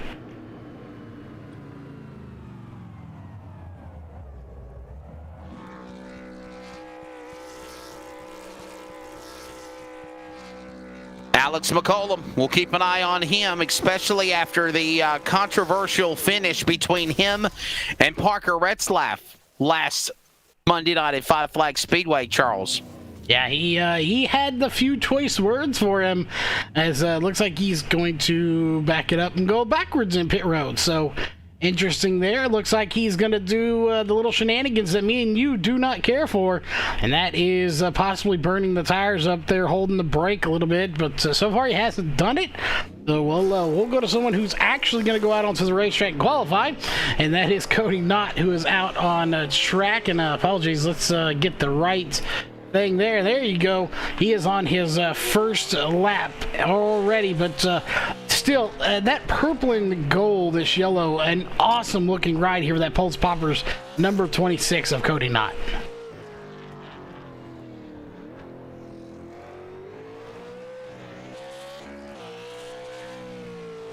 Cody Knott, 26 car. As qualifying underway right now, Stacy, hold on there. Ryan Matthews right now to the top of the board. And that 51 machine, here comes Eric Jones, number 11. He'll qualify. And what do you know? Right now it's Matthews, Retzlaff, Perkins, Martin, Folds, Belin's to top 5 right now. Look at Eric Jones, 15:448. See if he can improve on his second lap. And a little slower, and they're intentionally putting him in the wall there after the end of qualifying. Yeah, range there, and there is that 0 on the car, but showing number 10 as what he's being scored as of McCollum. We'll see what he can do. Currently going to just stop it. He ain't even going to complete the lap. Yeah. Dustin Monberket now, number 16. We'll see what he can do on the clock. Still got about 5 cars left to take time or so. as number 16 works his way around the racetrack. 14.616, 614. I don't put him in third. Fastest lap. Yeah. I mean, he only made one lap, and hell, he was happy with his first lap. He parked it. Yeah, he sure did. He parked it, said, no, I'm done. I'm just going to be done with this one as Scott Finke runs a 14.856, and that'll put him in 8th fastest in Elite Graphics there. All these graphics guys out there, you know, we need to get a hold of them. You know, we're always looking for graphics people for the RC cars, so we need to get a hold of these guys and see what they can do for us. But a couple of drivers coming out onto the track. It looks like Brett Suggs going to be rolling out this time. That is a number 133 for him.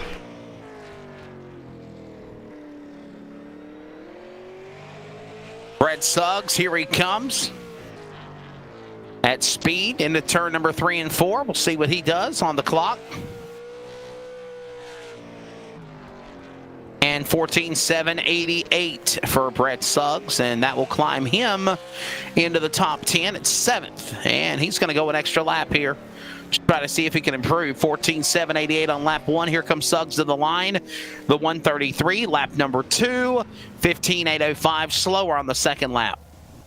Yeah, just a little bit slower, so he obviously not going to go there. It looks like Kyle Meyer did come out. He ran 3 laps, and not one of them counted for qualifying, probably getting into the wall or something like that. Carson Nagy did not qualify at all. He did not even attempt to, and, of course, Ryan Campbell race control.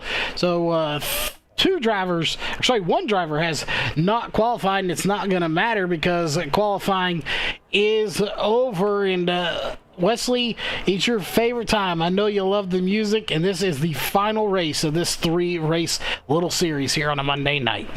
And the question is, will we be able to see Parker Retzlaff go for his 3rd hat trick in a row and his 2nd after doing it at Five Flags Sway last Monday night? Team 126 Racing starting lineup for the Team 126 Racing Super Late Models. Ryan Matthews on the pole to the outside. Alex McCollum in row number 1. Keep an eye on the 10. Keep an eye on the 42. Parker Retzlaff, he'll start 3rd. Dustin Momberket 4th in the 16. Row number 3. We'll find Jake Perkins in 59, Ian Martin in the 98. Momberket and Martin had some words earlier this afternoon. Brett Suggs in the 133, 7th. Daniel Folds 8th in the 09. And around out your top 10, David Polins, 33. Scott Finke in the 31. He starts 10th. And at row 6, quick and get a look at that 51's brake rotors glowing orange, like he's holding them down right now. The 41 of Mario Urkelani and Tyler Payne in the 18 going to be starting on row 6. Row 7 going to be the 81 of John Olet and the 12 of Rick Spencer Waltz. Row 8 going to be the 96 of David Tremblay and the 11 of Eric Jones. Row 9 going to be the 26 of Cody Knott. And the 88 of Kyle Meyer, who did not qualify here tonight. And row 10 going to be Ryan Campbell, who's not going to be racing. And it looks like Carson Nagy is not going to be taking to the grid on row 10 as well. We'll see if he officially does. But again, right now, Ryan Campbell is out because he has race control, and Carson Nagy just not making the call. So there you go. There's the lineup presented by Team 126 Racing for the Team 126 Racing Super Late Models. They are rolling here at the Bullring at Las Vegas. 100 laps. We got a lot of tempers that have flared in the last couple of weeks, even tonight for that matter. Charles, could that spill over here in the nightcap race for the Supers coming up? Yeah, I definitely think we're going to have something spill over. I just don't know to the extent of what it's going to be. When you have these drivers together here, you've got McCollum and Retzlaff, Momberkat, Martin, all within the top 6. It's like putting a whole bunch of ants in a jar and shaking them up. And they're, black ants, red ants, fire ants, all kinds of ants, shaking them up in a jar. There's only one thing that's going to happen. They're going to get angry.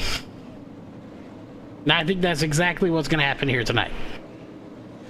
We'll see. The lights are off of the pace truck. It dives onto the pit lane. Super late model time. The Warriors here at 100 laps. They'll make their way to the starter box out of turn 4. Ladies and gentlemen, you have a virtual race. McCullum on the outside with a jump on Matthews. He's looking for the lead. They're door to door, side by side out of 1.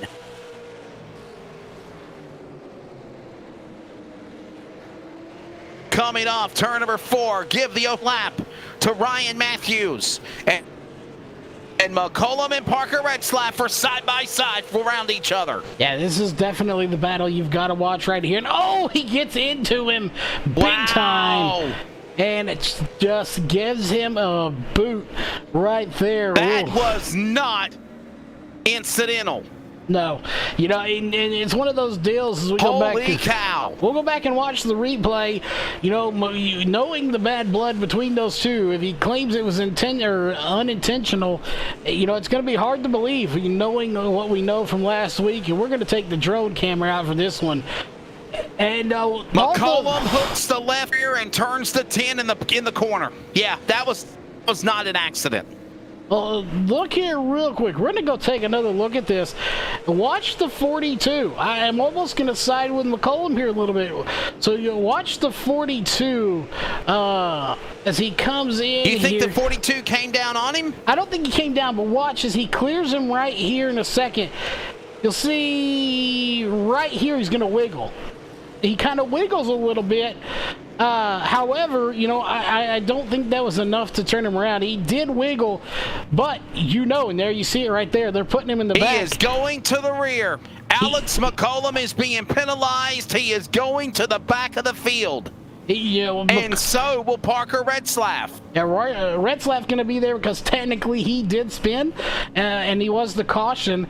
And, of course, the 0 going back there because the cause of it as well. It's that old Saturday night short track rule, honestly, and it should be enforced that way. If you're part of the caution, you go to the back. If you cause the caution, if it's deemed you are the culprit, you go to the rear, and I think that's what the American iRacing League officials have deemed here. Yeah, and again, for all those that didn't tune in last week, make sure you go back and watch last week, especially the interviews towards the end. McCullum, in his own words, said that he will race him that way and he won't lift. He's going to brake check him and he's not going to lift for him. He did. I mean, that's essentially what happened. I think the 42 did get a little loose and he kind of wiggled. But, you know, McCullum did what he said he was going to do, and he did not lift. He went in there like he would normally go, and he tagged him, and do rightly. He went to the back, as he should. The 42 is going to go to back, and now this is going to give both of them a lot of work to try to get back to the front. Is this over, though, Charles? Do you think it's over, or has it only just begun? Do you think these guys are now have a bump and bang and ramming session here for the restart? You know, if they're men about this, as we'll go back to the front, we're about to go racing, but if they are men about this, then, you know, it should be bygones and be done. You know, the 42, you know, in the eyes of the 10, McCullum, the 42 did him wrong. He just got him back. He got his payback. It should be done, squished and over. It shouldn't happen again. You know, if it happens again from McCullum's end, unwarranted from the 42, then I think race control needs to step in and do something about it. Can I say this as well? They're climbing through the field. Both McCullum and Retzlaff are already in 13th and 14th. And in addition to that, one behind the other. And they still have plenty of laps left to go in this race. This is a 100-lap race. Yeah, something tells me that that battle is not over just yet. I don't think McCullum was satisfied with just one little tap there. He wants to continue this dance. Meanwhile, you know, if you're up here with these guys, if you're Matthews, Momberket, Suggs, Folds, Perkins, Polens, you're saying, keep going, guys, keep going. You two just have at it back there because, you know, they know that's two very fast competitors that are not going to be up front with them right now dealing with them. So if you don't have to deal with your two fast competitors, yeah, you're like going for it, guys. Knock each other out of the race. Back straight away into turn number 3. There's Matthews, Momberket, Suggs, 1, 2, and 3. And meanwhile, Parker Retzlaff has climbed the top 10, and Alex McCollum right behind him. And we got one spinning, and they hold it together, but the caution is out. I want to say it was Oliette that went around in the 81 car. He may have been involved too. I know Carson Nagy was around in the 93. We'll take a look at him and see who all was involved. So this may have been a multi-car incident on track. We'll see right here. Yep, there's the 81. There's John Oliette in front of him. Nagy behind him. And we'll see what happens here. Oh, yep, right there. He tags there it is.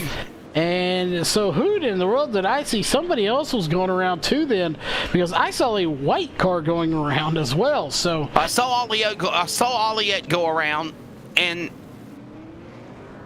Oliette looks like he was kind of, pulling up alongside Nagy, saying, "Hey, I don't appreciate you doing that to me."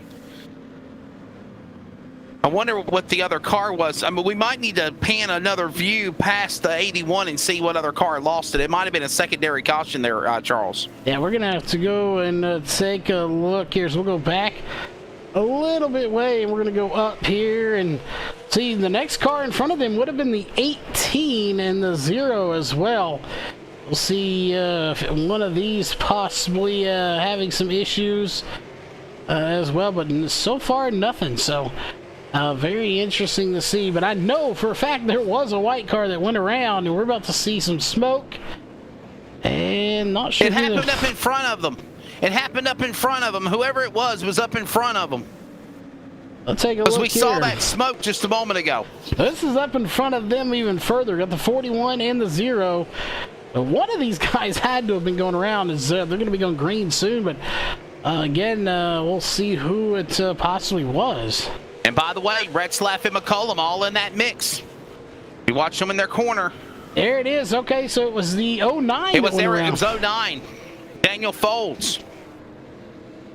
So there you go. We'll take one more look here. This is what happens. Again, there was so many incidents going on. Trying to run down one individual incident becoming difficult. He scrapes the wall right there. And he got lucky that he wasn't deemed as the caution. It's coming up here right there. Just breaks loose on him. That's where it started. Brian Polins just missed him, and then you saw John Oliette and Carson Nagy, or Brian Nagy, there having their little tangle on the bottom of 1 and 2, which finally did throw the yellow flag. Pace truck is in. We're getting ready for the restart. Are indeed just in time as we get done watching the multiple incidents on track. Green flag comes out, and it's going to be Matthews and Mombercat side by side. And look who's in the top, almost in the top 5. That is Retzlaff. He's just basically pulling McCollum with him. 20 laps in. 80 to go here. We watch these drivers still battle for that top spot. Again, it's Ryan Matthews still leading the way. And we're going to keep an eye still on Retzlaff and McCollum as they are starting to make their climb back through the field. Charles, they have right one behind each other, 6th and 7th. Maybe this feud has settled. Maybe bygones be bygones unless another chapter brews here. But they are working with each other to get through the field. Yeah, I don't know if as much as they're working with each other, or the 0 or the 10 of McCollum is just using Retzlaff right now. He's letting him do the dirty work and punch his way through this field. So he's definitely using him / working with him to get through this, and he's doing a good job. Let's be honest here, Charles. If McCollum was still not done, he's had plenty of ample shots at the 42 since the beginning of the incident at Art, where he could have wrecked him, and they haven't done that to one another. Yeah, I honestly don't think he would. Not right now. As we'll go back to the lead real quick. If he's going to do it, I think he would make it a little less obvious next time, to where he wouldn't get penalized for it. And I think he would wait till he gets toward the front and lets Retzlaff do the dirty work of getting to the front and getting by these guys. So, let him punch the holes through and get your way to the front, and then go after him. The old cliche is true. Drivers never forget. And this boiled over After what happened last week at Five Flags Speedway, McCollum made the accusation that Parker Retzlaff was doing some brake checking. He was causing him not to be able to get around him, almost caused him to lose control of his car, wrecked the other cars around him. And McCollum stated, when we interviewed him last Monday night, Charles, he said, if the 42's around me, and he turned him again. But Parker Retzlaff will save it. Now, that was a shot. Either he had a door to open to get around him and he moved him, or this was, hey, bud, we're not finished here. Yeah, we're going to take a look at that real quick because the caution did not come out with that. But again, these are some controversial stuff that's going on in here. We're going to take a quick look at this. You're about to see what happened as we were zoomed out and saw it from TV3. And right there, from another angle, it looks like Retzlaff lost it off the corner. Yeah, he had to check up quite a bit to not get into David Palin's. Caution is out. We have a yellow flag. Problems for the 88 of Kyle Meyer. He's already behind the wall, and the caution is out. Maybe the 26 of Knott might be involved in it as well. I'll go back and take a look for sure exactly what happened here. And we're showing it on Eric Jones, actually, in the 11 is who it is. And, he gets a shot from the 81. Oh, John Oliet got to him. Turned him around. Yeah, John Oliet said, ole, and he goes around. All right, Charles, so let's go back to what happened between McCollum and Retzlaff. If you look from a different angle, obviously from the top view that we were showing in TV3 first, it looked like McCollum turned him. Yeah, it definitely was. And Retzlaff saved it. But when we looked at the close angle on the replay, it looked like Parker Retzlaff was very loose off the corner, the center of the corner, and basically him being sideways caused McCollum to get into him. Yeah, and that's one of those things, you could really turn this either way you wanted to go and look at it, depending on, how race control wants to think about this. Because, yes, Retzlaff got into the corner and had to check up and not get into another car, But you have to go back to last week and take this into consideration if you're race control. Yeah. Yes. Because Alex McCollum point blank said, if the 42 is around me and I have a shot to turn him, I will. Yeah, he point blank said it. He said, I'm not going to check up for him anymore. If he checks up, I'm not going to, I'm just going to hit him. He said that himself. So granted, the 42 of Retzlaff did check up, got a little bit loose. Should the 10 McCollum have checked up enough with him as well to not get into him? That's for race control to decide, but definitely interesting. Quick break. We'll determine it. Get ready for the final 70 laps here at the Bullring.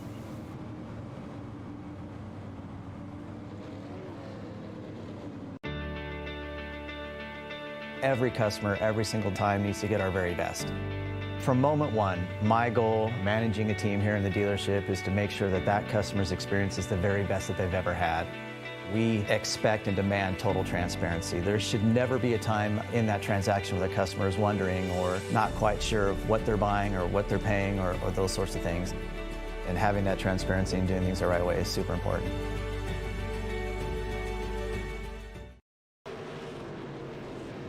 Green flag just went back in the air. We're back for the restart here for the American iRacing League Team 126 Super Late Models on LSRTV and CRN. I'm Wesley Outland, Charles Wooten alongside. Here we go. Right there again, 42 and 10 hanging with each other, and the caution is right back out again as quickly as they got going racing. We got John Oliet up against the wall. We got the 31 of Scott Finke involved, another car involved, a multi-car accident off turn 4, Charles Wooten. Yeah, the 91, the 31, and the 93 all involved in this one. So we'll see what exactly happened, and the 31 lost it. And got Finke. Not got a piece of it, but kept going. And 26 have not got a piece of it. Just that was about a 5-car accident, actually, off turn 4. Yeah, that right there, Wesley, that is a classic parking lot. They are junked up there. Luckily, nobody got really major damage, I don't think, so we're going to keep it out on the track. Yes, nobody but Carson Nagy. Nope, he's back on track too, so nobody had to be out of this race. But They are definitely ramping this one up a lot, and we're only on lap 40 right now. We still have 61 laps to go. A lot of laps remaining. So the caution coming out again for the 51 of Ryan Matthews, still the leader. A multi-car accident. And Charles, as we continue to watch Matthews and Mombercat staying up in front, we await the 42 of Parker Retzlaff and the 10 of Alex McCollum as they are right there amongst the top three. Yeah, and, you know, if you're Retzlaff, whether, you know, it's his fault or McCollum's fault, you've now been hit twice by McCollum on the track. You know, the only thing that Retzlaff is thinking is, this guy said he's going to wreck me. He's now wrecked me twice. You know, it doesn't matter if, you know, the 42 got loose. In his mind, I'm sure this dude's wrecked me twice. He may not give him a third shot at it. He may take him out before that third shot happens because, you know, a racer is a racer. They're only going to let you do them dirty so many times before finally they just say, the hell with this, and they just start beating your car to pieces. And you and I both know, Charles, a racer will get another racer back when it counts the most and when it hurts the most. That they will. You know, you don't go after them when they're dead last 5 laps down. You go after them when, you know, they have a shot to win and they lose out on playoffs or something. That is back when to you green. get them back. Back to green at the Bullring. We'll watch the pull-ins in this battle now amongst McCollum and Retzlaff. Well, that goes on. Mombercat gives a shot to Matthews. Here comes McCollum. Parker Retzlaff right behind him. We approach halfway. Retzlaff let off a ton not to get into McCollum, and the caution is out. This time it's going to be for David Trumley in the 96. He's not loving it. Problems with the 96 machine. No, he is definitely not loving it. But what you could be loving... By the way, Charles, I'm working on trying to get the trying to get the McRib back for you. There you go. I would be loving it then, but what you should be loving is some contact. Pulse poppers. Oh, he's around Jones. Oh, kind of wheel hops him there too. He had help actually. The 41 was there. Yeah, there were a ton of cars there just kind of beating and banging for that caution, but what I was saying is that, you know, he may not be loving Mario. it. Yeah, Mario may not be loving it, but what you should be loving is some Pulse Poppers replay, or Pulse Poppers, our replay sponsor. Again, it's hot somewhere, I'm sure. Fishing has got to be good somewhere. So, you know, get you some Pulse Poppers, go out, throw a lure in the lake, and see what you can do. And I think he's trying Matthews, to was he going to come to the pits and thought better? What is he doing? I think, I would say he's trying to play mind games with people, but nobody in their right mind would come down pit road anyway. So, race control really needs to tell him to get out of the pace car, though. He is hologrammed to the pace truck. And, you know, and they'll penalize you for that. I've actually been, I've done iRacing events where you play with the pace vehicle, they can penalize you for that. You know, our own league, not Northwest, but Upper Edge, my very own league, if we catch you, you know, deliberately driving inside the pace car, which we try to make this as real as we can. And if you get caught trying to drive inside the pace car, we will push you to the back. It is a end-of-line penalty, and you will get shoved all the way to the rear of the field. Well, it sounds like Ryan Matthews has been given the fair warning. We're still under caution. We are approaching halfway. Charles, what's your synopsis of the first half of this race? I know synopsis is a big word for you. I was completely off when it came to cautions. Do what? my Cyclops, or whatever you said, is I was completely off. Cyclops? He called it. I was completely off when it came to the amount of cautions. Synopsis. Synopsis. Whatever, Cyclops, Apocalypse, or whatever it is you said, lollipops or something like that. Oh my goodness. We're watching this battle for the leaders up front. And then in addition to that, you're watching the 42 and the 10. You have to remember, Wesley, you went to broadcast or announcer school or whatever. I went to clown school. Okay. So while you're preparing, I'm filling my little flower with water so I can squirt people with it. Coming up on halfway here in another lap or so. for the Team 126 Racing Super Late Models. It's been a good one here at the Bullring. Out of turn 4, Green back in the air in the restart box, and Ryan Matthews getting him on the jump. McCollum trying to go for second. He's got him on the inside of Marquette, and Retzlaff hung out the draw on the outside lane going to 3. Yeah, this is going to get real interesting here in the closing laps. As we're halfway there this time by. 50 down, 50 to go. Caution is out. Another yellow flag halfway. This was not scheduled as Finke goes around in 31. Scott Finke, the elite graphics entry, number 31, just after halfway. And yeah, your over-under at Vegas has definitely gone up in smoke for your betting odds in this race, Charles. Yeah, I think my under-over bet's gone up in smoke just about like these cars have. And, right there, the 77 involved, the 31. The 96 gets a little piece of it as well. And the 26 having to check up quite a bit of not. But, again, this is what our, 5th, 6th caution already. So we go from very few cautions to no caution, or 1 caution to I don't even remember how many cautions. 2 cautions for the Legends, 1 caution for the late model stock race. And now, multi-cautions in this one. Now, the trend was going down until we got here.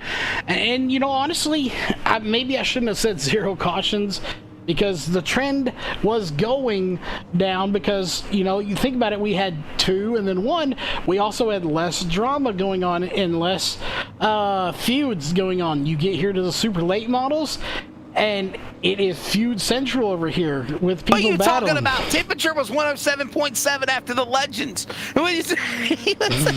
Yeah, and, it all boiled over in this one. It has. It was at its You got to boiling watch point Ian Martin over. and Dustin Marquette. They got some beefs with one another. McCollum and Retzlaff beef continues from Pensacola last week, and they've already made their presence felt 2 or 3 times, how they think of each other, how they're going to race each other. And guess what? Now they are for 3rd and 4th right beside each other on this restart, just after halfway. Yeah, this could get real interesting here to see how it all plays out, but again, it's already been an interesting race. I hate to say a race was a snooze fest, but that last race, there was 14, 15 cars. Not that you can't have a good race with that amount of cars. You can, but they got strung out. There was only 1 caution. There wasn't a whole lot going on. It was, we won't say snooze fest, but it was a very calm and relaxed race. Compared to this one, they have saved up all of their pent-up energy and frustration for tonight. 45 laps to go. They're going to make their way back to the restart zone out of turn number 3 and 4. Watch row 2, 10 and 42. Behind the leaders in the front of Matthews and Marquette. We're back to green here at Bullring. Side by side, 42 and 10 for 3rd. Oh, and the 16 of Marquette has to check up a ton to not get into Matthews, and that checks the whole entire field up right now. This is where it's going to get real interesting, because all of these guys here having to check up, slow down, go and maneuver and that. Oh, Matthews slipped. Yeah, stuff like that happening. Somebody could easily get into somebody and be like, you wrecked me, when really they didn't. Matthews up the middle. Here comes McCollum. Parker Retzlaff hung out by the outside on Matthews' car. Yeah, that is not where you want to be right now. He needs to get to the inside as quickly as he can, and I think, no, he almost had it, but the 33 sneaks in there of Brett Suggs. Suggs not giving him an inch right now. McCollum is up to 2nd. Retzlaff has fell back to 4th, and now he'll weasel his way down to the inside in the top 5. And this will be an interesting one here to find out how Marquette and McCollum play with each other. Will they play friendly here in these last 39 laps? Marquette, McCollum, Matthews, top 3. Suggs, Retzlaff, top 5. Folds, Polins, Payne, Perkins, Jones, top 10. Back straightaway, they go to 3. Under 40 laps to go. Marquez slipped up the racetrack. Open up the door. Alex McCollum to the lead in 10. McCollum gets the win, and if he stays there, it's going to be very fun conversation to talk to him for sure. But you go a little further back here as McCollum leads. You have then Matthew Suggs, and Retzlaff gets it by Mombercat as well. And now Retzlaff is going to get by Suggs as he takes to the inside, and he's going to have a little push there from the 16. They are just 2 spots away from how they were at the beginning of this race. It's taken them about 50 laps to get back to the front, but Parker Retzlaff and McCollum have done it. They have. And Matthew gets the lead Matthews back. gets around McCollum for the lead. And Retzlaff and McCollum are now 2 and 3.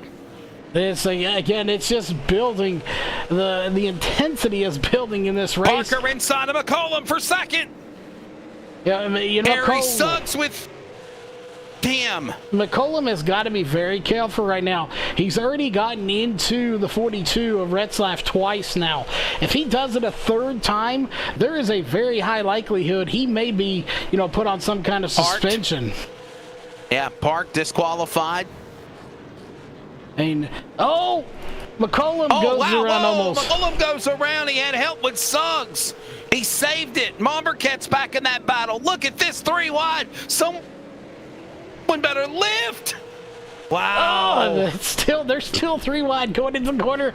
And they're still bumping and banging in the corner. Are you kidding me? This should not be working right now, Wesley. I don't know how they're doing it, but they're doing it. You know what they're also doing? They're giving Retzlaff every opportunity he needs to get to the leader and pull away from him as he's catching him. He's 0.283 seconds away, and this is all that's doing is allowing Retzlaff to run down Matthews and try to go 3 for 3 here. But that cliche, catching him's one thing, passing him is another. And Matthews really strong right now, but here comes the 42. And while they've done that, they have literally opened up almost half a straightaway over the rest of the field. 3rd place, McCall. There he goes. They're exiting 2. He's going into 1. There's contact, and we got a caution. Spin. No caution. No yellow. No caution. Wow. Daniel Folds in the 09 saved it. Meanwhile, we go back to the front of this field, and these guys, again, are just absolutely duking it out. And it has been a barn burner for the most part. Complete opposite of the late model race. Again, this year for the 126, our Team 126 Racing is super late models. 25 to go, by the way. 25 laps to go. And Retzlaff trying to run down would be his 3rd race in a row today and 9th in a row for the series. Can he do it's the question. He's trying to sweep for the 3rd time, and he's going for 2 in a row after what he did at Pensacola last week. You might need to start looking at putting a bounty on Parker Retzlaff going into the finale at Martinsville in 2 weeks. Remember, they're off next Monday for Memorial Day. Return for the finale on June the 7th, and then they have an all-star race planned for $1,000 to win. Yeah. There's McCollum. He's in 3rd. But I got to say this, though, Charles. Regardless of the rivalry between Retzlaff and McCollum, either they set their differences aside or they just said, okay, bygones are bygones. Let's race. Let's get back to the front. And they done just that. Yeah, I honestly don't think that rivalry is anywhere near done. I think it's just at the moment, they both needed to get to the front. And that's exactly what they did, and they knew wrecking each other was not the way to do it. So I don't think it's done, and I think come post-race show, we're going to see some interesting words probably. We're going to hear some interesting words for sure. As right now Matthews is leading the way. Here comes Parker Retzlaff. He's trying everything he can, Charles, to try to reel in the 51. My question is this, Charles. Did Parker use up his tires trying to run back to the front? There is a very good possibility of that. You know, he had to use those tires up a lot to try to get by these guys, and some of them he's able to get by as he almost gets to the back bumper of that 51 machine. But yeah, I definitely think he could have used those tires up just trying to get by everyone. And when he got pushed to the outside, that probably didn't help either. Don't forget, coming up later tonight, 11:30 Eastern Time, we got coverage on the Community Radio Network and LSRTV of the next round. Oh, we got trouble. Matthews goes around. Retzlaff is EB. Ryan Matthews goes around in 51. The question Holy is... smokes. Northwest Cup Retzlaff Series 11 tonight. Did Parker Retzlaff have any hand in it is the question.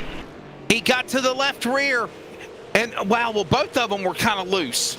Both cars were loose from that angle, Charles. Yeah, we're going to go back and take one more look from that same angle just a little bit. Right there, he gave him a little bit of a shot, not too much. He saves it, and nothing there. Coming into the next corner. He gave him a little shot there as well, and they're coming into this corner right here. And yeah, he just got to the back corner. Sideways, man. Yeah, I really can't say that he's intentional doing that. But what I will say is you've got now Parker Retzlaff and Alex McCollum 1 and 2 on the restart with under 15 laps to go. Whoa, no. They are penalizing Parker Retzlaff. They're going to put him at the back. That is not good for his shot of going 3 for 3 here tonight. With 14 laps to go, I don't think he's going to be able to make it back to the front. He might just park it. Frustration, anger, he might just say, the hell with it, I'm done. I don't know. And guess what this does? This gives the lead now to Alex McCollum. That just makes the wound sting even worse. Yeah, to know you lose the lead, and to know that the driver your biggest rival is now the leader. The only thing that would be a little nice for him is if he didn't get the win, but McCollum's been fast. Those two ended up going to the back together because of getting together, leading this thing and battling for the lead anyway. So it's going to be tough to see if anybody has anything for McCollum here. Charles, and here's the thing. As we get ready for the restart, we're not in any way trying to instigate any of this stuff. Our job as broadcasters is to tell the story. But we knew there was a story brewing from what happened last Monday night in Pensacola between these two. And we were really looking forward to what would happen. Honestly, we had a feeling it was going to come down to this. And now you've got McCollum in the lead, pulling away from everybody. Suggs, Perkins, I think they're in a different zip code compared to McCollum. As you see the 10 just pulling away from everyone, and he's about to steal one away from Parker Retzlaff. It's a nice way of saying it. Going around hold on there. There's a 0-9 of Folds going around, and there's the caution. Caution, yep, out again. And by the way, Parker Retzlaff all the way back up to 10th. Yeah, it's not going to take him long to get back there. As he is on the move. Cautions will help him. If he can gain a couple of positions and a caution come out, and you're about to see what happened here to bring out the Pulse Poppers. Instant replay, and just some checking up here, big time in accordion effect. It looked like Perkins and Polins got up in the chain and bunched up, made everybody check up behind him, and, Folds the innocent bystander there. All right, Pace Truck, get back on the racetrack. What are you doing? Come on. There you go.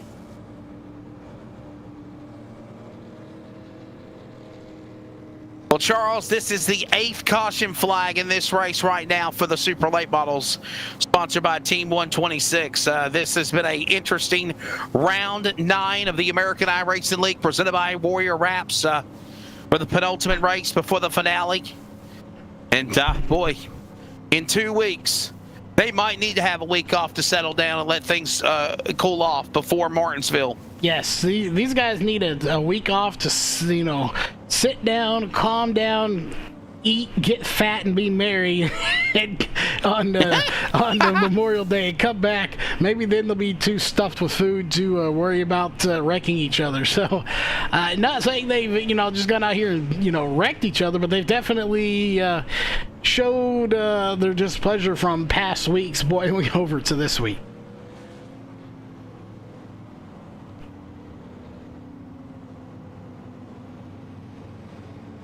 Remember, they are on lap 94, I think it is. Lap 95. So this 95. race will finish before, this race will go back to green before the scheduled distance of lap 100. They get a caution again, then we turn around and we go back for a shootout.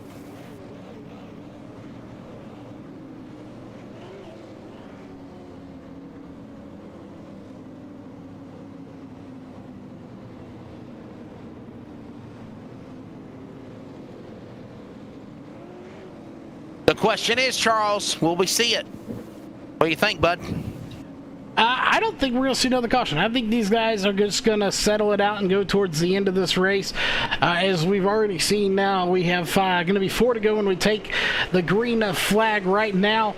But I think a lot of the big battles have kind of settled themselves out. So I don't think we're going to see another caution through this race. Alex McCollum pulls away on the restart into turn number 3. Bombercat, Folds, Perkins, all in that mix. Polins is there, Suggs is there. And while that goes on, Alex McCollum from New Jersey is pulling from the field. Number 10, bye-bye, and another caution. Caution is out. We might be seeing an overtime shootout. Polins has gone around in the 33. Trying to grab the 33. Back in, if he is, he has left the track as well instantly. So we'll take a look here and see exactly what happened. Brian Polins. Oh, wow. Well, this happened in front of him, and there was Perkins and some other cars wrecking too. Not showing, we're not, for some reason, not able to get it. I don't know what's happening, but apologize for that. But yeah, either way, you said Ryan Polins having some issues here. It looks like Suggs has a problem also, the 133.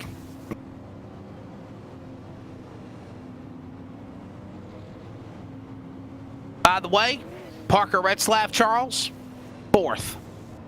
This, I don't think this Here's is something over to yet. think about. You've got the top 4 all with beefs with one another. This could get real interesting. Alex McCollum is mad at Retzlaff. He's in 4th. Mombercat and Ian Martin got into it in the Legends race earlier here at the Bullring too. They're in 2nd and 3rd. And it doesn't surprise me, it's one of those things when you have good drivers and they're always around each other, they're going to be the ones that have issues with each other 9 out of 10 times, just for the sheer fact that they're always around each other. If Retzlaff can get by Martin here on the restart for this green-white checkered, that is going to be a very interesting post-race show, and I hope everybody stays around for it. I know usually we lose some of our people for the post-race show, but if you are watching right now and you see that 42 sitting in 3rd place when this race is over, I urge you to not leave for the post-race show, because it's going to be a very interesting post-race show. I think, Charles, we should each that, and let's just have the top 4 for interviews. All these guys have been in controversy all night long. They're right there, 1, 2, 3, and 4. We could definitely do that if they were in here. Get all of their thoughts. Get all of their thoughts. We'll find out here momentarily who's going to be where. By the way, this is the final attempt at overtime now. Remember, green, white checker, attempt 2. Here we go, green flag. McCollum takes the green. Sorry, Mombercat Mombercat does not get it. It is McCollum out front. Right now there for second, it said Mombercat. And we'll see as they're going to come try to take the white flag. I don't know if they're going to do it, but they're going to definitely try. They are. White flag is in the air. Final lap, the CRN 1 to go. Alex McCollum, Dustin Mombercat. Final time to the back straightaway into turn 3. McCollum exits off turn 4. Upsets everyone after a penalty on Parker Retzlaff after a redemption at Pensacola, he feels. And the sweeps to victory for Alex McCollum as he wins here at the Bullring. Second spot to Dustin Mombercat. Ian Martin third. Parker Retzlaff is fourth. And Charles, I think we should get all top 4 of them. Get all 4 of them. Yeah, well, we're just have to kind of wait, and hopefully they show up, as obviously the 10/0 is going to do some burning down there and celebrating while we wait for these guys to make their appearances. We'll go ahead and jump to your unofficial race results. An interesting one, to say the least. Getting the win here going to be Alex McCollum, followed by Mombercat, Martin, Retzlaff. Hopefully we'll talk to those 4s. It was just that interesting. Matthews, Perkins, Finke, Spencer, Walt, Payne, and Folds going to round out your top 10. And the rest of the rundown includes Mario, Super Mario Ercolani. He'll finish 11th. Brett Suggs, at one time, all the way in the front, fell to the back at the end. He'll finish in 12th. David Trumley, 13th. Cody Dodd, 14th. Carson Nagy, top 15. Polins, Jones, Oliette, Meyer, Campbell. The rundown for the super late models here tonight at the Bullring at Las Vegas Motor Speedway. Alex McCollum, Dustin Mombercat, Ian Martin, Parker Retzlaff. We await to talk to all 4 of those drivers in a moment from the Bullring when we return to wrap up the penultimate race of the season for the American iRacing League.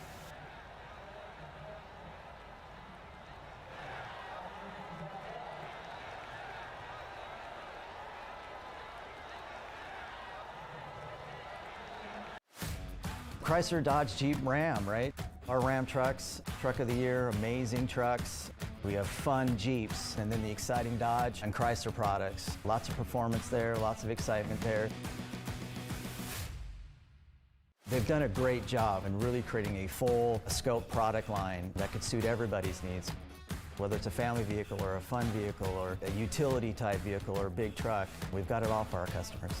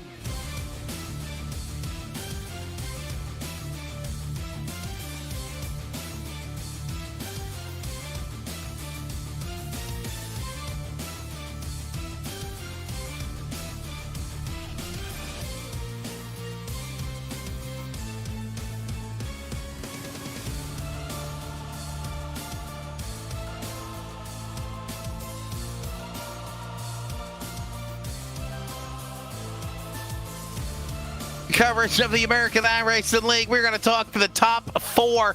By the way, this race is also, Charles, unofficial, something that went down between Parker Retzlaff and Ian Martin and the finish of the race. Yeah, we were already planning on talking to the top four just because all four have had steak dinners with each other, aka beef. But this just makes us talking to the top four all that more interesting. And we're going to flip-flop things, and we're going to talk to Alex McCollum. Alex, man, what's your take of the race? Congratulations. That's all I can say. Yeah, it was interesting. Halfway through the race, I lost sound, so I had no idea what I was doing. I was pretty much stomping the gas and spinning tires, so I was kind of hoping for a yellow there so I can plug my sound back in, but I'm not sure how I didn't spin out with all the wheels spin, but overall, it was an interesting night. I have a question, though. You told us last Monday night that if the 42 was around you after what happened at Pensacola, you were pretty frustrated. The first shot, the second shot to the 42, was that kind of a way of saying, okay, this is my payback from last week, now we're done, and then you just focused on the race? Yeah, that's how it pretty much went. I'm tired of the way he races me, so I got it done with. Now we're even, so hopefully we can have a good season going out. But if he wants to still play games, we could play games. I could care less, but it's over with me. So if he's over with it, I'm over with it. So Were you expecting the penalty? Like, did you know it was coming at the start of the race when you done it? Yeah, I knew it was coming, so I wasn't too mad. But like I said, if I'm done, if he's done, then it's over with. But if he wants to keep it going, we can keep it going. But just got to thank McCollum Manufacturing and 09 Motorsports. So I got a question for you. The first shot was obviously intentional. We all called it the way we seen it. The second one off the back straightaway coming off too, it looked like Parker got a little loose and you just kind of bumped him. Is that pretty much what happened? Yeah, I wasn't going to race him any dirtier than I could in the beginning. But that second tap, I did not do it on purpose. I was peaking low, and then I went back high, and then he overdrove, and then I think he cut it down across my nose, and I got into him. I have to go back and watch it, but the people in Discord said he overdrove and came across my nose. So the second tap was not intentional. I didn't mean to do that one. Hey, man, you won. So what does that mean to have all that bad luck last week? Be a little frustrated at the start of things, get some redemption, if you will, on Parker Retzlaff, and even end up winning the thing because Parker got into Ryan Matthews. They considered that rough driving and sent him to the tail, and he gave you a prize to the lead. Yeah, I didn't see what happened up there. I didn't know what was going on. I was trying to fix my sound because I couldn't hear anything. I'm like, all I can hear is my air conditioner blowing in my ear, and I'm like, I don't know what to do. That's a good thing. Yeah, it is a good thing. Congratulations. Alex McCollum, the man out of New Jersey, picking up the win. Charles, do you want to add anything to that? You got anything you want to say to Alex? Congrats on the win. It was definitely a good show here watching in the booth. Thank you. So we're going to talk now to a driver that will finish second in the race. Earlier this evening in the CMO Screen Printing Supply Incorporated Legends event, his temperature was boiled at 107.7. According to our colleague Charles Wooten, as well as Ian Martin, and they finished second and third. So, Dustin Momberket, your take of the Bullring at Vegas and second in the Super Race. Yeah, I had a really good run. I was really surprised. I'm happy to finally have a good run in the Supers. I feel like I've been decent every week and drove from the back to fifth at Five Flags last week, so that was pretty good. And yeah, I'm definitely happy finishing second to Alex here. Are you and Ian cooled off now? It looked like the way you guys were racing at the end of the thing in the Super feature, y'all weren't trying to like wreck each other or anything like that. Yeah, I'm good. I think I just had to get it off my chest. It was kind of annoying, but no, I'm good. Everybody's friend. Second spot for you. Hey, what is your take of what you think we're going to see in 2 weeks at Martinsville? I think there's going to be a lot of love lost. Martinsville's pretty rough, to say the least. There's going to probably be a lot of contact, and yeah, I don't really know how that's going to go. And possibly some scores to be settled as well. Dustin, second place. Thank your sponsors, and congrats, bud. Yeah, I got to thank Shaw Motorsports, Devin Morgan Enterprises, LeDuc Matthews Racing, Russell Burn Race Cars, just everyone who helps me. Thank you. That's Dustin Mombercat. He'll finish in the number 2 spot here tonight at the Bullring at Las Vegas. Third place going to Ian Martin. Ian also was the other driver that had a temperature bull at 107.7 in the Legends event. He finishes in third. Ian, are you happy with the podium, bud, amongst all this craziness that was going on, or what we thought was going on between Retzlaff and McCollum trying to race back to the front? Yeah, I qualified 6th, which is normally a really good qualifying spot for me in the supers. I normally don't do very well with all the brake dragging shenanigans that people do. But I was happy with the qualifying attempt. I dropped back intentionally to get the 10th place on the 10th lap award. So that was nice. But I ended up having contact with, I believe it was the number 12 car, and we both just went for the same gap, I believe, and both got sent to the rear for it. And then after that, there's some guy in there that just got frustrated and decided to take his anger out on me and absolutely killed the rear end of the car. Caution didn't come out because I saved it and he got disqualified. So it's very, very pleasing to come back up and finish 3rd place after getting intentionally wrecked and sent to the rear for a racing incident. Caution. Like you guys heard before going back on the air, I might be getting 4th. I'm not sure. Call still has to be made on that. The lane change, I'm not sure. I know I did move up. I didn't intentionally do that. It's just the gap was there, and instinct is to go up and get the better entrance into the corner. And that's just the way everybody races, and I wasn't aware. I wasn't thinking about not moving up prior to the start-finish line, and I might get moved back to 4th for it. But either way, I'm happy with 3rd or 4th. Yeah, that's what we were saying when we came back on for post-race, that Charles and I were reiterating on that the results are currently unofficial at this time because there might be a change in the frustration with Mombercat earlier. That subsided amongst the eye of the storm of what was going on between McCollum and Retzlaff. You were in the hunt of things. You had a really good super late model race going for you. Do you feel like the frustration makes y'all drive differently whenever you kind of have a vendetta against another guy beside you? Yeah, I mean, I think it can be a good or bad thing having a guy that you want to really pass and beat cleanly, most of all. Show them that you don't have to wreck them to beat them. I don't really have anything against Dustin. I bumped him twice, moved him up the racetrack. He got me back in the supers last week. I ain't got nothing else to do to him or him to do to me, I believe. So I think our dues are settled, to say the least. Like Alex said, if he wants to continue the brawl, I'll continue it. But for now, I believe that we're even, to say the least. But yeah, I felt fast. I think if I wouldn't have had the rear end damage and about 10 RPM loss, I might have had a shot at it. And I also hit the wall coming across to take the white flag, so that didn't help either. But like I said, happy with the 3rd place or 4th place finish, whatever they decide. All right, Ian Martin again. That man will finish in the number 3 spot unofficially. Before we let you go, thank your sponsors. Yeah, I'd like to give a shout out to the iRacing Super Stock League. They got a money race coming up this Friday. Street stocks at the Legacy version of Michigan. If you're interested in that, check them out on Facebook, iRacing Super Stock League. And go give my personal Facebook page a follow, Ian Martin Racing. That's it. Thank you guys for putting on the broadcast, Tyler for putting all this together and putting up with everybody's crap week after week. And Martinsville should be fun in 2 weeks for the finale. Ian Martin, again, probably the best podium finish of the season for him unofficially in the Team 126 Super Late Models. He comes so close to sweeping the Bullring here at Las Vegas.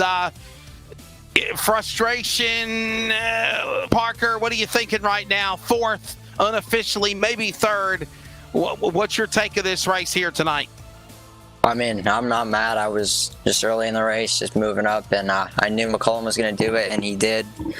But it's whatever. We'll see what they say about it after the race, after they review the whole race. But I wasn't really mad, and I didn't feel like I did anything wrong in the Ryan Matthews situation for the lead either, but I got EOL'd for it, and I battled back to a 4th. So solid points day, and I still have points to lead, so I'm all good. Yeah, Well, let's go back to that because, I mean, was there ever any concern? You know, McCollum was mad at you from Pensacola. Did you think he would do what he did twice? I mean, yeah, he didn't turn the corner or even try to make the corner. And if you watch the replay, you can see that. But it's whatever he did, what he felt like he had to do to make himself happy with the situation. So I'm over it. I was over it when the race started, so I really don't care. The Matthews deal. What's your take of that happened? Because you did get into him, but it looks like both of y'all's cars both slipped up the track. Was it just checking up, nowhere to go? No, I mean, I was underneath of him. And I will say this in your defense, and you can ask Charles. I called it that way because it looked like both of y'all's cars slipped up. No, I was underneath of him, and he just came down, and I could have drove across the apron and probably made no contact, but I was right around the bottom, and he turned down a little bit, and I got loose trying not to hit him, and I ended up turning him. Okay, so now third place is being contested. Parker, why do you feel like you should be third instead of fourth? Well, I mean, I don't really care. There's not much of a difference, but I know that I lost the Legend race earlier to basically, or I didn't lose it, but they've been calling the lane changes all year, and now there's not being consistent with the calls. So I feel like if we're gonna make a lane change rule, we need to stick by it and penalize everyone that does it. So is pretty much the top three going to stand the way it is? Is that what you're hearing pretty much, Parker? Yeah, they're telling me until there's a further ruling with Tyler that it's standing. Okay, so it's still unofficial, pending the official word from the president of the American iRacing League promoter, Tyler Payne. All right, Parker, so look, you got a wealth of momentum. I mean, you come so close to winning this thing. You know, going into Martinsville in 2 weeks, how do you think the outcome's going to be for all three of these races? I mean, it depends on how people want to race in the field. I think if everyone's good with each other again, then it'll be a good race, and it'll probably be a battle like always. But if everyone goes in the race mad at each other again, it'll probably be a wreck fest. All right, man. Well, thank your sponsors. Fourth place or third, whatever it is. I think Ponzi, EcoTrax, R&R Sloggers, Logwood for kids. You guys are broadcasting every week, and Tyler for putting up with everything and putting the whole league on. Boy, oh boy. I think suffice to say all four of you guys need to go into timeout a little bit and cool off. For sure. Good. There is a week off next week for Memorial Day. Thank you guys for all entertaining night here at the Bullring for sure. Thank y'all. Well, Charles, your take on it. There's all four drivers' thoughts, opinions, concerns, happy, mad, sad, glad. When it's all said and done, Alex McCollum, he was able to get redemption from last week, in a nice way of saying it, redeem himself, come back to the field. Matthews and Retzlaff have a little battle. He slips. He gets penalized. Alex is given a gift, and he holds on to win. Well, there we go. At the end of the day, it was just another wild night in the short track racing here. It's Las Vegas. They rolled the dice, and, well, you got what you got. It was a fun one, and at the end of the day, it turned out to be an exciting one. Hey, by the way, remember, in observance of Memorial Day, for all of our fallen men and women who have died for our country in the 5-branch military services and forces of our country, of America, we will be off next Monday night. We will not have a race next Monday night in observance of Memorial Day. Enjoy it with your family, your friends, your loved ones. Enjoy the Indianapolis 500 next Sunday, the Coca-Cola 600 next Sunday. Remember, there is a virtual Indy 500 on Saturday night on LSRTV, and the American iRacing League will return for their finale. Besides the All-Star race, points-wise, Martinsville, next event, June 7th. Charles, your take on it, buddy, before we get back in the saddle again for the Northwest iRacing Cup Series presented by Tom Denchel Auto Group at another track that should be fun, Miles the Munster at Dover. That's going to be a fun race for sure. Looking forward to it. Always a good track to go to. Going to be a good one. The American iRacing League, of course, want to thank their sponsors. Thanks again to round number 9, sponsored by Warrior Wraps. We also want to acknowledge CMO Screen Printing Supply Incorporated. LFOD Motors, Team 126 Racing. Also, we want to thank Reaper Speed Labs. We want to thank Pulse Poppers. And, of course, if you'd like to know more, go to the American iRacing League on Facebook. At LSRTV, at CRN Sports on Facebook, Twitter, and Instagram as well. A wild one in the books here at the Bullring at Las Vegas. Tempers flared, problems resolved, redemption, retaliation, the smell of victory, the agony of defeat, all tonight here at the Bullring. So for Charles Wooten, for Rocket Media LLC and Jeff Stabnow, I'm Wesley Outland. Thank you for joining us. We'll see you in 2 weeks for the finale at Martinsville, the action track. You've been tuned in to coverage of the American iRacing League on LSR TV and CRN Sports. Be good to one another. Happy Memorial Day. Thank you for watching and listening.